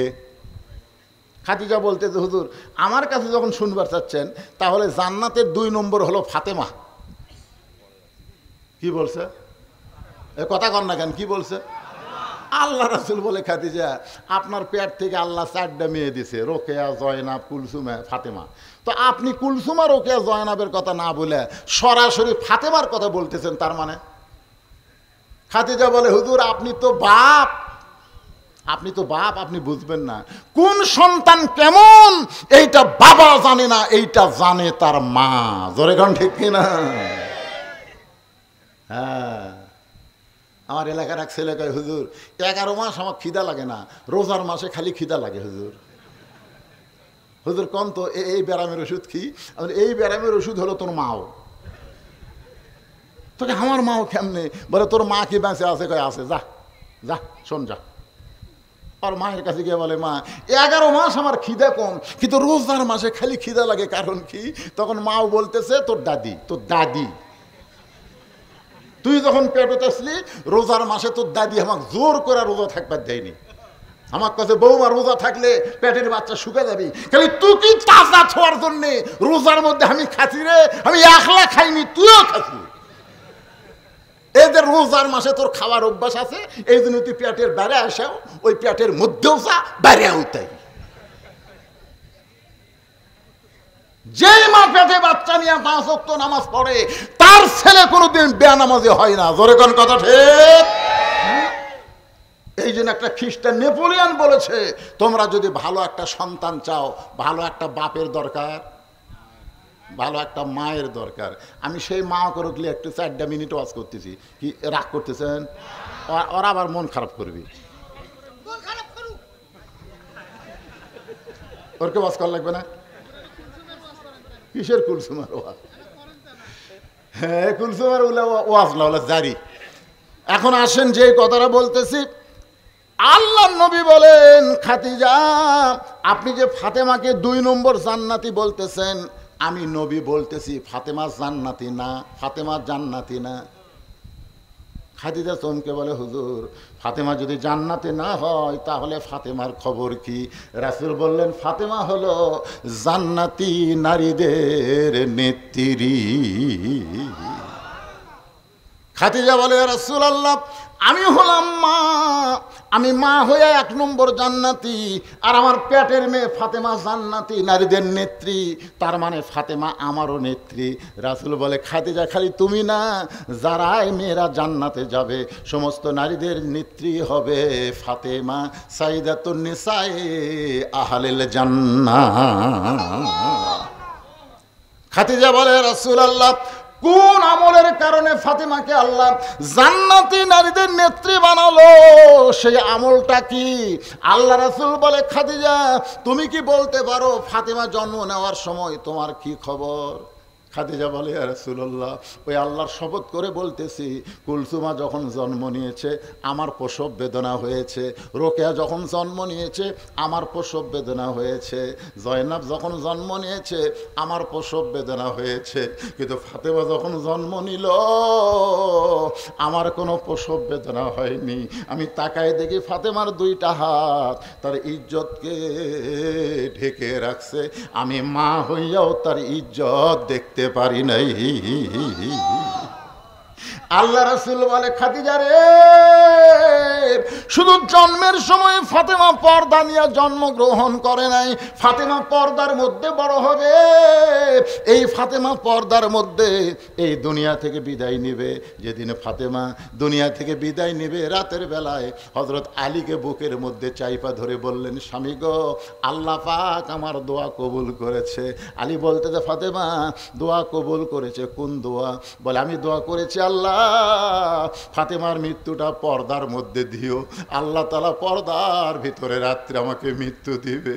আলী বলতেছে ফাতেমারে যে সারা জীবন পর্দা করেছে, আল্লাহ তাকে পর্দার মধ্যেই তো মৃত্যু দিবে, তবে কোন দিন? ফাতেমা বলতেছে আল্লাহ পাক আমারে জানাইছে আজকে গভীর রাত্রে আমার মৃত্যু হবে। যেই বলছে গভীর রাত্রে মৃত্যু হবে, গাছের গোড়া কাটলে গাছটা যেমন পড়ে যায়, হযরত আলী তেমনি পড়ে গেলেন ঘরের মাঝায়। মা ফাতেমা আস্তে করে গিয়া স্বামীর মাথাটা উড়াতে নিয়া কপালে একটা চুমু দিয়া বলে, স্বামী গো, এমন করে আপনি কাঁদবেন না, কারণ আসলে যাইতে হবে, কিন্তু যেদিন ডাক পড়িবে। সবাই গজলটা জানেন না? কিন্তু যেদিন ডাক পড়িবে আমরা কেউ জানি না, জোগাড় কিছু করছো বন্ধু তার মাঝে বিছাইতে। আমাদের সবাইকে যাইতে হবে। ওগো স্বামী, আমি চলে যাব, আমার 3টা চাওয়া আপনাকে পুরা করা লাগবে। আলী বলে কি চাওয়া? বলে 1 নম্বর চাওয়া হলো রাতের অন্ধকারে আমাকে দাফন করা লাগবে। আমি রাতের বেলা মরবো, দিনের বেলা দাফন করলে আমার খবর মানুষ জানতে পারবে, রাতের অন্ধকারে দাফন করা লাগবে। আমার 2 নম্বর চাওয়া হলো আমার কোনো জানাজার ব্যবস্থা করবেন না। আলী বলে ফাতেমা রে, তুমি নবীর কলিজার টুকরা, তোমার জানাজার খবর শুনলে হাজার হাজার মানুষ দোয়া করবে। ফাতেমা বলতেছে 1000 মানুষের দোয়ার আমার দরকার নাই। 1000 মানুষ যদি বলে ফাতেমা ভালো, আর আপনি যদি বলেন আমার ফাতেমা ভালো না, ওই 1000 মানুষের দোয়া দেয়া ফাতেমার 1 তিল পরিমাণ লাভ হবে না। আর দুনিয়ার তামাম মানুষ যদি বলে ফাতেমা খারাপ, আর আপনি যদি বলেন ফাতেমা ভালো, এক স্বামীর সার্টিফিকেট ফাতেমার 8টা জান্নাতের দরজা আল্লাহ খুলে দিল। খালি সুবহানাল্লাহ বলতে হবে না। এখন বলেন তো, বউ ভালো হওয়া লাগবে কার কাছে? কথা কন না কেন? বিয়ে করেন আপনারা কার কাছে? আর আমাদের গুলো লব উল্টা কি কয়? খালি তুমি আমাকে দেখতে পারো না, খালি তুমি। গোটা পাড়া খুঁজে দেখো, আমার বিরুদ্ধে কেউ নেই। এই মায়েদের বলতেছে, মা, গোটা পাড়ার লোক যদি আপনাকে ভালো বলে আপনি জাহান্নামে যাবেন, কারণ আপনার চেহারা সুরত দেখেছে আপনি বেপরদা নারী। একমাত্র স্বামী ছাড়া পৃথিবীর কোন পরপুরুষ মেয়েদের সঙ্গে কথাবার্তা বলা, দেখাশোনা করা যাবে। ইমাম গাজ্জালি বলেছেন প্রত্যেকটা মুসলমান পুরুষকে একটা অন্দরমহল বানান লাগবে। ছাত্র বললেন হুজুর অন্দরমহল কি? ইমাম গাজ্জালি বললেন একটা মহিলা মারা গেলে যারা তার লাশ ধরে কবরে নামাবার পারবে তারাই শুধু অন্দরমহলে ঢুকতে পারবে। এখন আপনাদের কাছে আমার প্রশ্ন হলো যে একটা মেয়ে মানুষ মারা গেলে কারা কারা তাকে ধরে কবরে নামায়? আপনারা জানেন না? আচ্ছা, শালি যদি মরে আর দুলা ভাই যদি ধরবার চায়, জোরে কন হবে? আচ্ছা, ভাবি যদি মরে, দেওরা যদি ধরবার চায়, আপনারা জানেন এখন সমাজের মধ্যে এই 2টা পয়জন, এই 2 শালা পয়জন সবচাইতে খারাপ। একটা হলো দেওরা আর একটা হলো দুলা ভাই। আমি আমার মা বোনদের জন্য বলছি, মা, কাল সাপকে মানুষ যেমন ভয় করে, দেওরা আর দুলা ভাইকে আপনারা সেই রকম ভয় করবেন। খবরদার এদেরকে কাছে আসতে দিবেন না। জোরে কোন ঠিক? ফাতেমা বললেন আমার 3 নম্বর চাওয়া হলো আমার লাশটা খাটনিতে তুলবেন না, আমার লাশটা খাটনিতে তুলবেন না। কারণ 4 জন মানুষ যে খাটনি কান্দে নেবে, যদি আমার বাবা জীবিত থাকতো, মরা মেয়ের লাশের খাটনি বাবা কান্দে নিবার পারত। আমার বাবা 6 মাস আগে দুনিয়া থেকে চলে গেছে। আমার হাসান হুসাইন এত ছোট, খাটনি ধরতে পারবে না। আপনি শুধু আমাকে কান্দে করে নিয়ে ওই জান্নাতুল বাকির পূর্ব কোণায় সবুজ রঙের একটা বাতি জ্বলবে, ওই বাতি বরাবর আমাকে দাফন করবেন। আবু যার গিফারি নামক একজন সাহাবী কবর খনন করে যখন চলে যায়, হযরত আলী ফাতেমার দেহখানা নিয়ে দাফন করে আল্লাহর কাছে বলতেছে, আল্লাহ, ফাতেমার কোনো জানাজা হলো না, দোয়া হলো না। আমি স্বামী হয়ে বলতেছি আমি ফাতেমার প্রতি খুশি আছি, আল্লাহ তুমি খুশি হয়ে যাও। এ দোয়া করার পরে তাকায় দেখে সামনে কয়েকটা পুরাতন কবর দেখা যায়। এইমাত্র ফাতেমাকে কবর দিছে, সেই নতুন কবর নাই, সেই নতুন কবর নাই, কয়েকটা পুরাতন কবর দেখা যায়। হযরত হযরত আলী চিল্লায় বলে ফাতেমার কবর, এখনই দিলাম ফাতেমার কবর। সেই কবর কে যেন ডাক দে বলে আলী রে, ফাতেমা পর্দানিশি, আমি আল্লাহ জোহরা ডিগ্রি দিয়া ফাতেমার কবরটাকে কিয়ামত পর্যন্ত পর্দা করে দিয়েছি। আমার মায়েরা, পর্দার অন্তরে যারা বসে আছেন মা, শুধু আপনাদের জন্য এইটুকু ওয়াজ করলাম, যতই আমল করেন মা কবুল হবে না যদি পর্দা না থাকে। আল্লাহ কোরআনে বলেছেন অকরনা ফি বুয়ুতিকুন্না ওয়ালা তাবাররাজনা তাবাররুজাল জাহিলিয়াতিল উলা। আল্লাহু আকবার বলেন, আল্লাহু আকবার। হ্যাঁ, এখন বলতেছে মুসা মৃত্যুকে পছন্দ করার 3 নম্বর কারণ কি? 2 নম্বর কারণ তো আপনারা বুঝেছেন, বুঝেননি ভাই? 2 নম্বর কারণ কি? এই কথাটা মাঝখান থেকে কয়, আপনারা সামনে থেকে কর না কেন? কে চাচা আপনি বোঝেননি? আপনি না আমার 1 নম্বর শ্রোতা।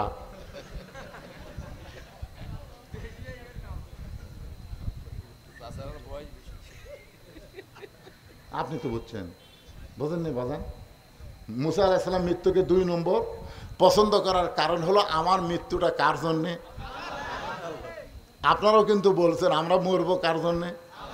এবারে অন্তর থেকে কোনবারে সামনে কিন্তু চট করে আবার ঢুক ফিরে চট করে ঢুকবি, চট।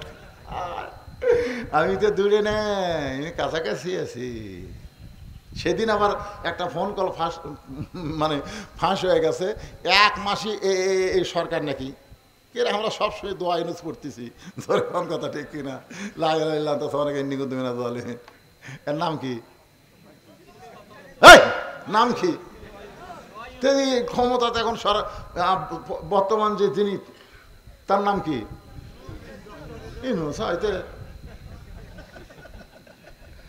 দোয়া ইউজ করলে বিপদ যায়। বর্তমানে বাংলাদেশের কেয়ারটেকার প্রধানের নামের কারণে, কামের কারণে আল্লাহ যেন আর কোন বিপদ সামনে না দেয়। ধরে কণ্ঠে মারাত্মক ওয়াজ। আল্লাহ বলে মুসা রে, মৃত্যুকে পছন্দ করার 3 নম্বর কারণ কি? এটা তো একটা কারণ হবি ভাই। ফাটাফাটি তো ঘড়ির দিকে তাকাচ্ছি আর ওয়াজ করতেছি, কেবল আমার ঘন্টায় ঘন্টা 2 ঘন্টা হলো। হ্যাঁ, 10:30, 9:30 থেকে 11:30 বাজছে। আপনারা যদি চান আমি কি আপনাকে থুইয়া উঠে যাবো?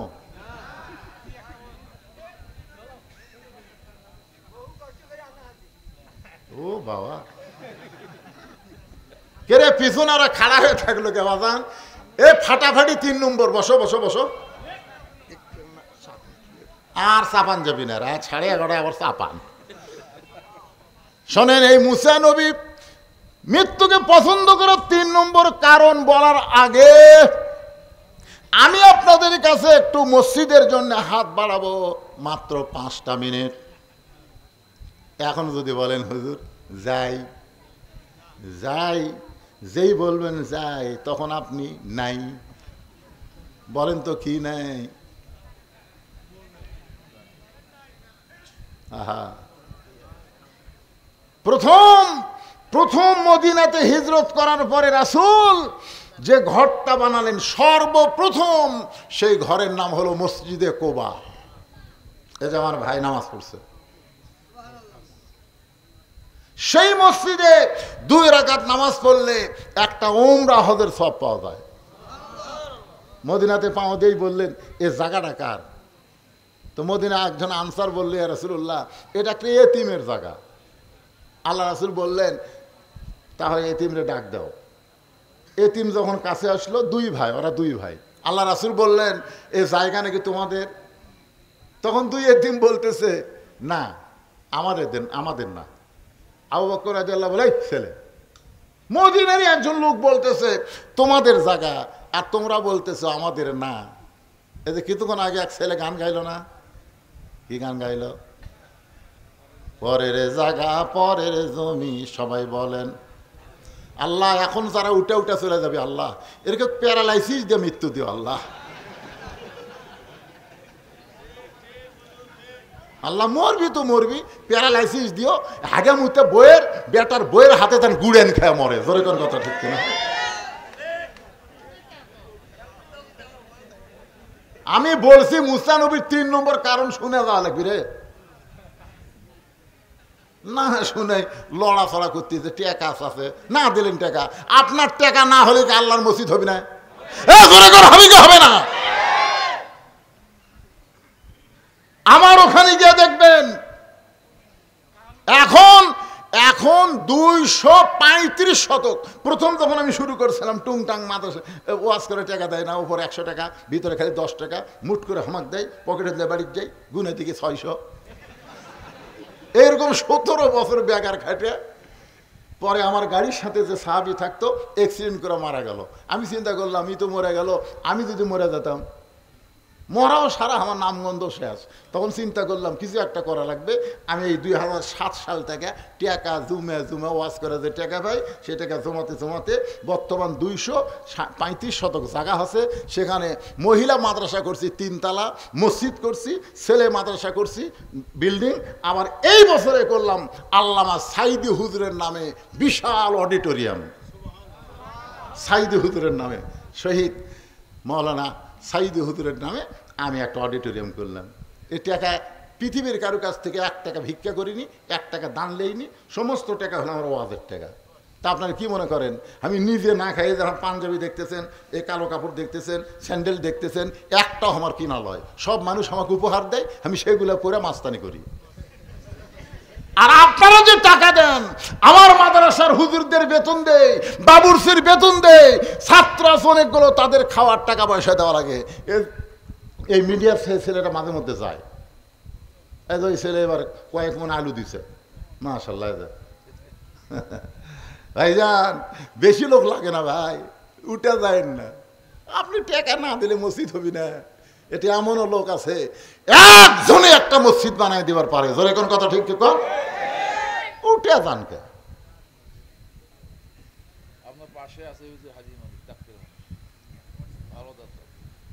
না পারে তো, কিছুই না তো, আপনি চলে যাবেন, সব ধ্বংস হবে। 7 তলা 5 তলা বাড়ি করছেন, আমার এলাকাতে একজন 7 তলা বিল্ডিং বানাচ্ছে, তো মসজিদ কমিটিয়া করছে, এত বড় বিল্ডিং বানাচ্ছে, পারে ওর কাছে 10টা বস্তা সিমেন্ট চাও, তো যাই কাছে চাষা 10টা বস্তা সিমেন্ট আল্লাহর ঘর দেওয়া লাগবি।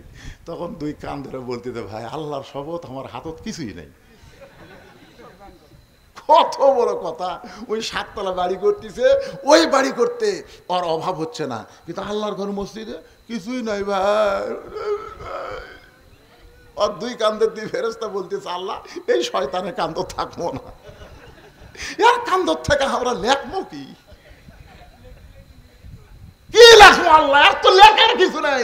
এই দুনিয়ার বাড়ি বানাই কোটি টাকা দিয়ে, আর তোমার ঘরের 10 বস্তা সিমেন্ট দিয়ে আমার হাত খালি, আর কান্দর থেকে আমি লেখবো কি?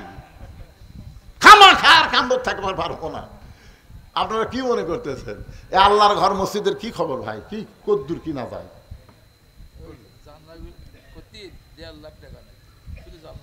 জানলা করতে 1.5 লাখ,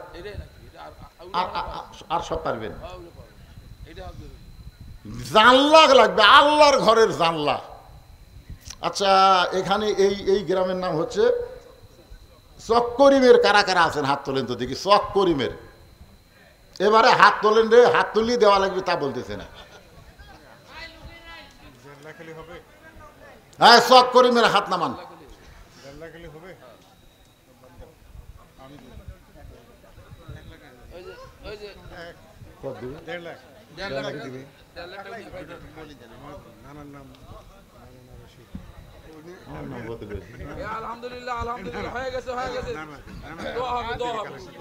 আচ্ছা ঠিক আছে।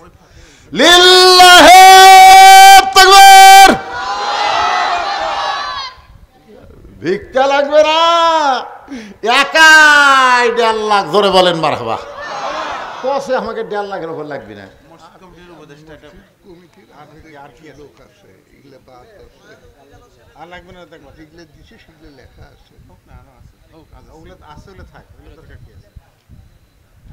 মানে উনি চাচ্ছে যে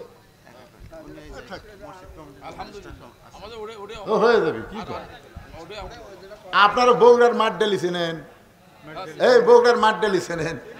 মাঠডালির থেকে সামান্য সামনে ওখানে একটা চাটাইয়ের একটা মসজিদ আছিল। কিসের মসজিদ? চাটাইয়ের মসজিদ আছিল। আপনাদের দিনাজপুর থেকে একজন ধনী লোক, উনি যাচ্ছেন ওই ঢাকায়, ওনার বাসা ঢাকায়, দিনাজপুরে ব্যবসা করে। তো এখানে আসরের নামাজের আজান দিছে, যে আজান দিছে উনি আবার এত ভালো নামাজি যে আজান দেওয়ার পরে গাড়ি ড্রাইভারকে বলে ব্রেক, আজান দেওয়া মাত্রই ব্রেক, গাড়ির ড্রাইভার ব্রেক করছে। এখন কয়েক এখানে মসজিদ কোথায়? তখন বলতেছে এখানে তো, একজন বলছে মসজিদ তো বহুদূর, একটা ভাঙ্গাচুরা আছে। তুমি ভাঙ্গাচুরা মসজিদে গেছে, আল্লাহর ঘর আবার ভাঙ্গাচুরা হয়? তো ওখানে যায় উনি অজু করবার গেছে। ভাই ওই টিবলে এত পিছলে বুঝলেন, অজু করবার তা স্লিপ করে পড়ছে, পড়ে ওনার মাজাত লাগিছে। যাই হোক কোনো মতো ওটা অজু করে মসজিদ কমিটি ডাক দিছে, এই মসজিদ কমিটিকে রে। সবাই মনে করছে কি যে হবি আজকে। যাই হোক কেউ আর কমিটি কথা কয় না, এই মসজিদ কমিটিকে। তো বলছে আমরা স্যার, এই তোরকে এলাকাত কোন ইঞ্জিনিয়ার আছে? তার নম্বর দে। ইঞ্জিনিয়ার নম্বর দিছে। উনি ইঞ্জিনিয়ারকে এসে বলতেছে এখানে 3 তলা মসজিদ হবে, কত কোটি টাকা লাগবে হিসাব দাও। এক আষাঢ় খাইয়া কয়েক কোটি টাকার মসজিদ বানা দিছে। এখন আর রোজু করবে গেলে আষাঢ় খাওয়া লাগে না, টিফে মারলি পানি চলে আসে। বুঝছেন? থাক, দ্বিমত করেন না।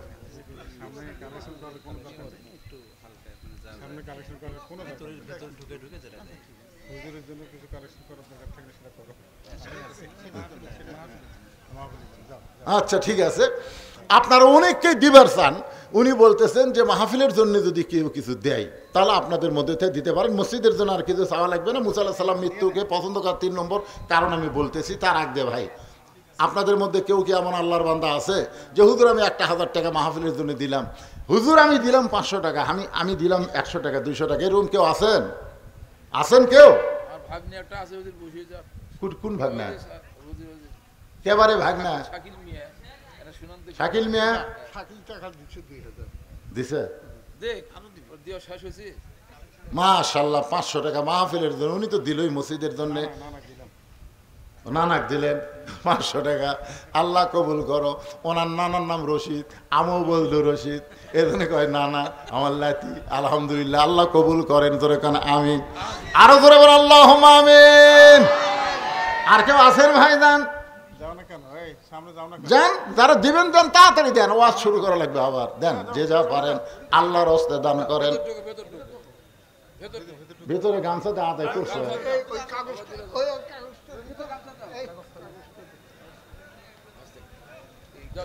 আচ্ছা ঠিক আছে, এই কাগজটা বারবার আমাকে পড়তে বলতেছে। আর অনেকে বলবে যে আমরা কিছু দিলাম, আমাকে নাম কয় না। আচ্ছা ঠিক আছে, সমস্যা। আলহাজ মোহাম্মদ কোনটি হয় না, তৌফিকুর রহমান উনি আছে? তাই সব সাধারণ উনি আছে? এ তৌফিকুর রহমান আছেন? গোলাম রব্বানি আছেন? মাহফুজুর রহমান শানু, মিজানুর রহমান মিজান,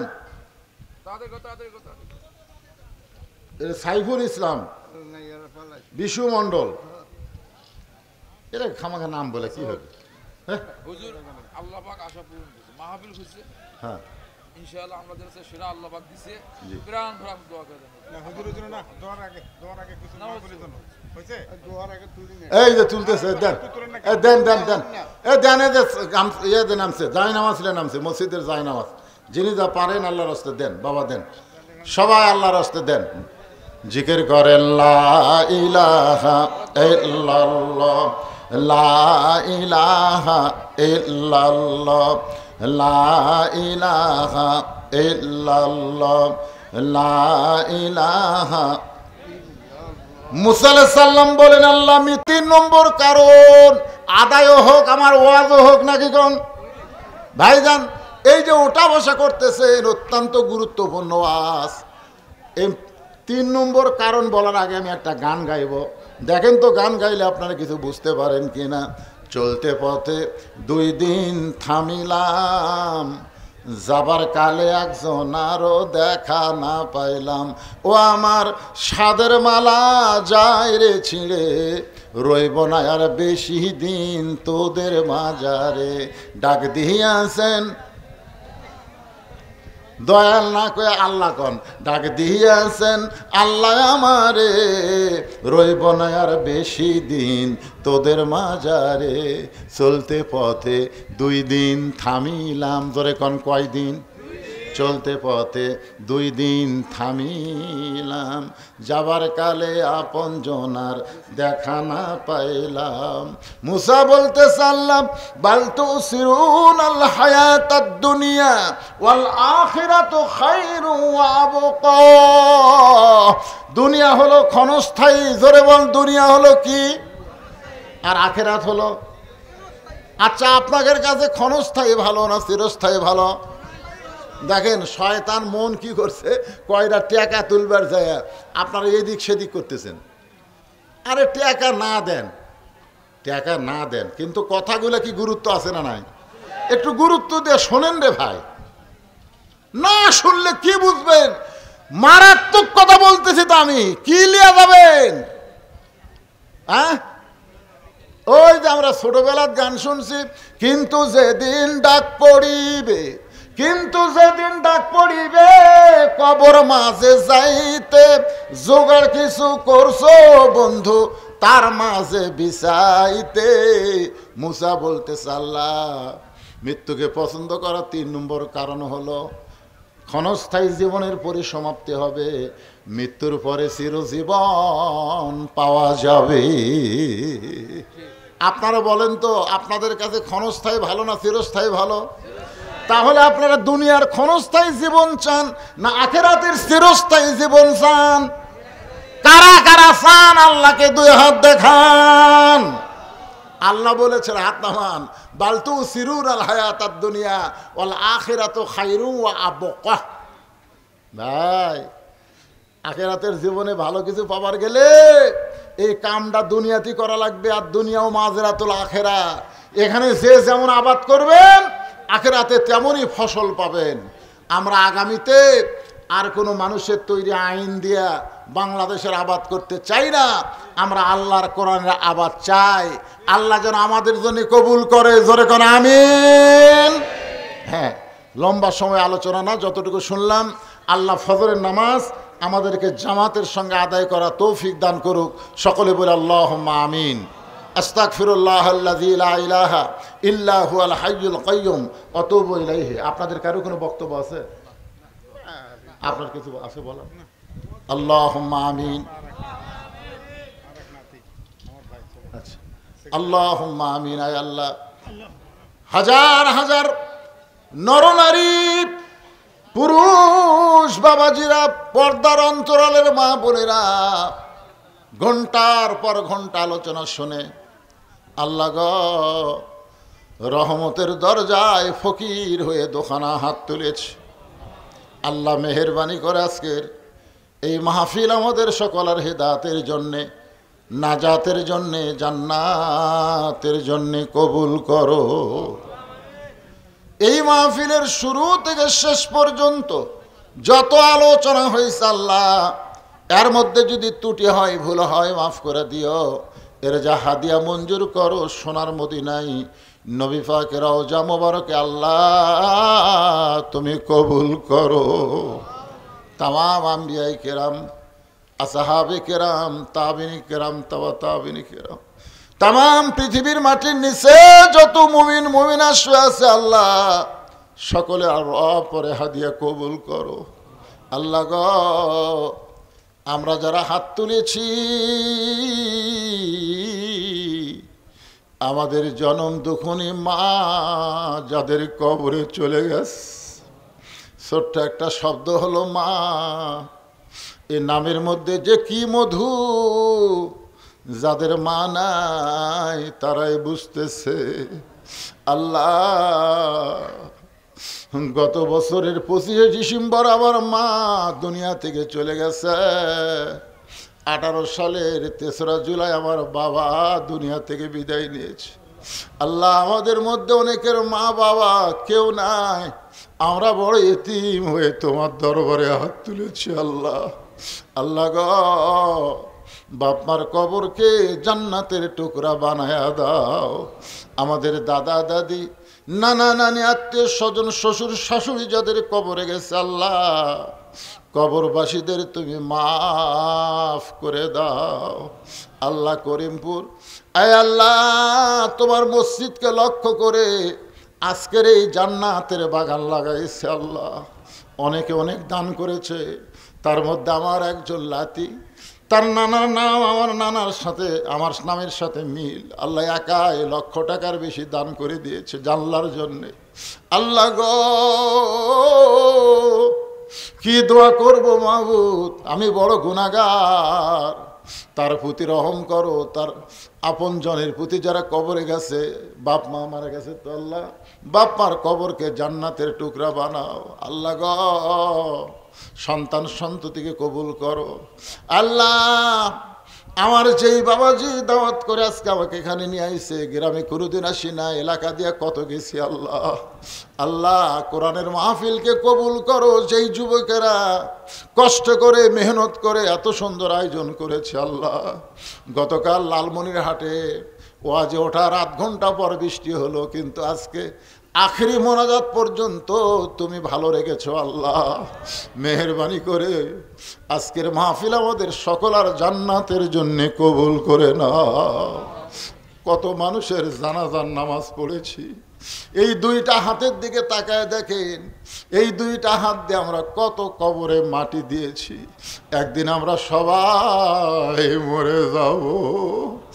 যেদিন আমাদের মৃত্যু হবে, দিনটা যেন জুমার দিন হয়, মাসটা যেন রমজান মাস হয়, ইমানের সাথে ইজ্জতের সাথে দুনিয়া থেকে বিদায় নিতে পারি। আল্লাহ কবুল করো, আমার মা বোনদেরকে কবুল করো আল্লাহ। ফাতেমার মতন চরিত্র দান করে দাও। আমি অসুস্থ, আমার মতো যারা অসুস্থ আছে আল্লাহ সুস্থতার নিয়ামত দান করো আল্লাহ। আল্লাহ, যে কোরআনের ওয়াজ শুনলাম আল্লাহ, সেই কোরআন দেখতে কত সুন্দর। কোরআনের শাসন আমাদের বাংলার জমিনে আমাদের দেখার তৌফিক দিয়ে দাও আল্লাহ। আবার ছোট ভাই অধ্যাপক নুরুল আমিন দোয়া চেয়েছে আল্লাহ, তার জন্য সবাই দোয়া করবেন আল্লাহ। সে যেন ইসলামের খাদেম হিসেবে আল্লাহ কবুল করে আল্লাহ। সুবহানা রাব্বিকা রাব্বিল ইজ্জাতি আম্মা ইয়াসিফুন ওয়া সালামুন আলাল মুরসালিন আলহামদুলিল্লাহি রাব্বিল আলামিন। ওয়াজাল আখিরাতি কালিমাতুন ইনদাল মাউত লা ইলাহা ইল্লাল্লাহু মুহাম্মাদুর রাসূলুল্লাহ।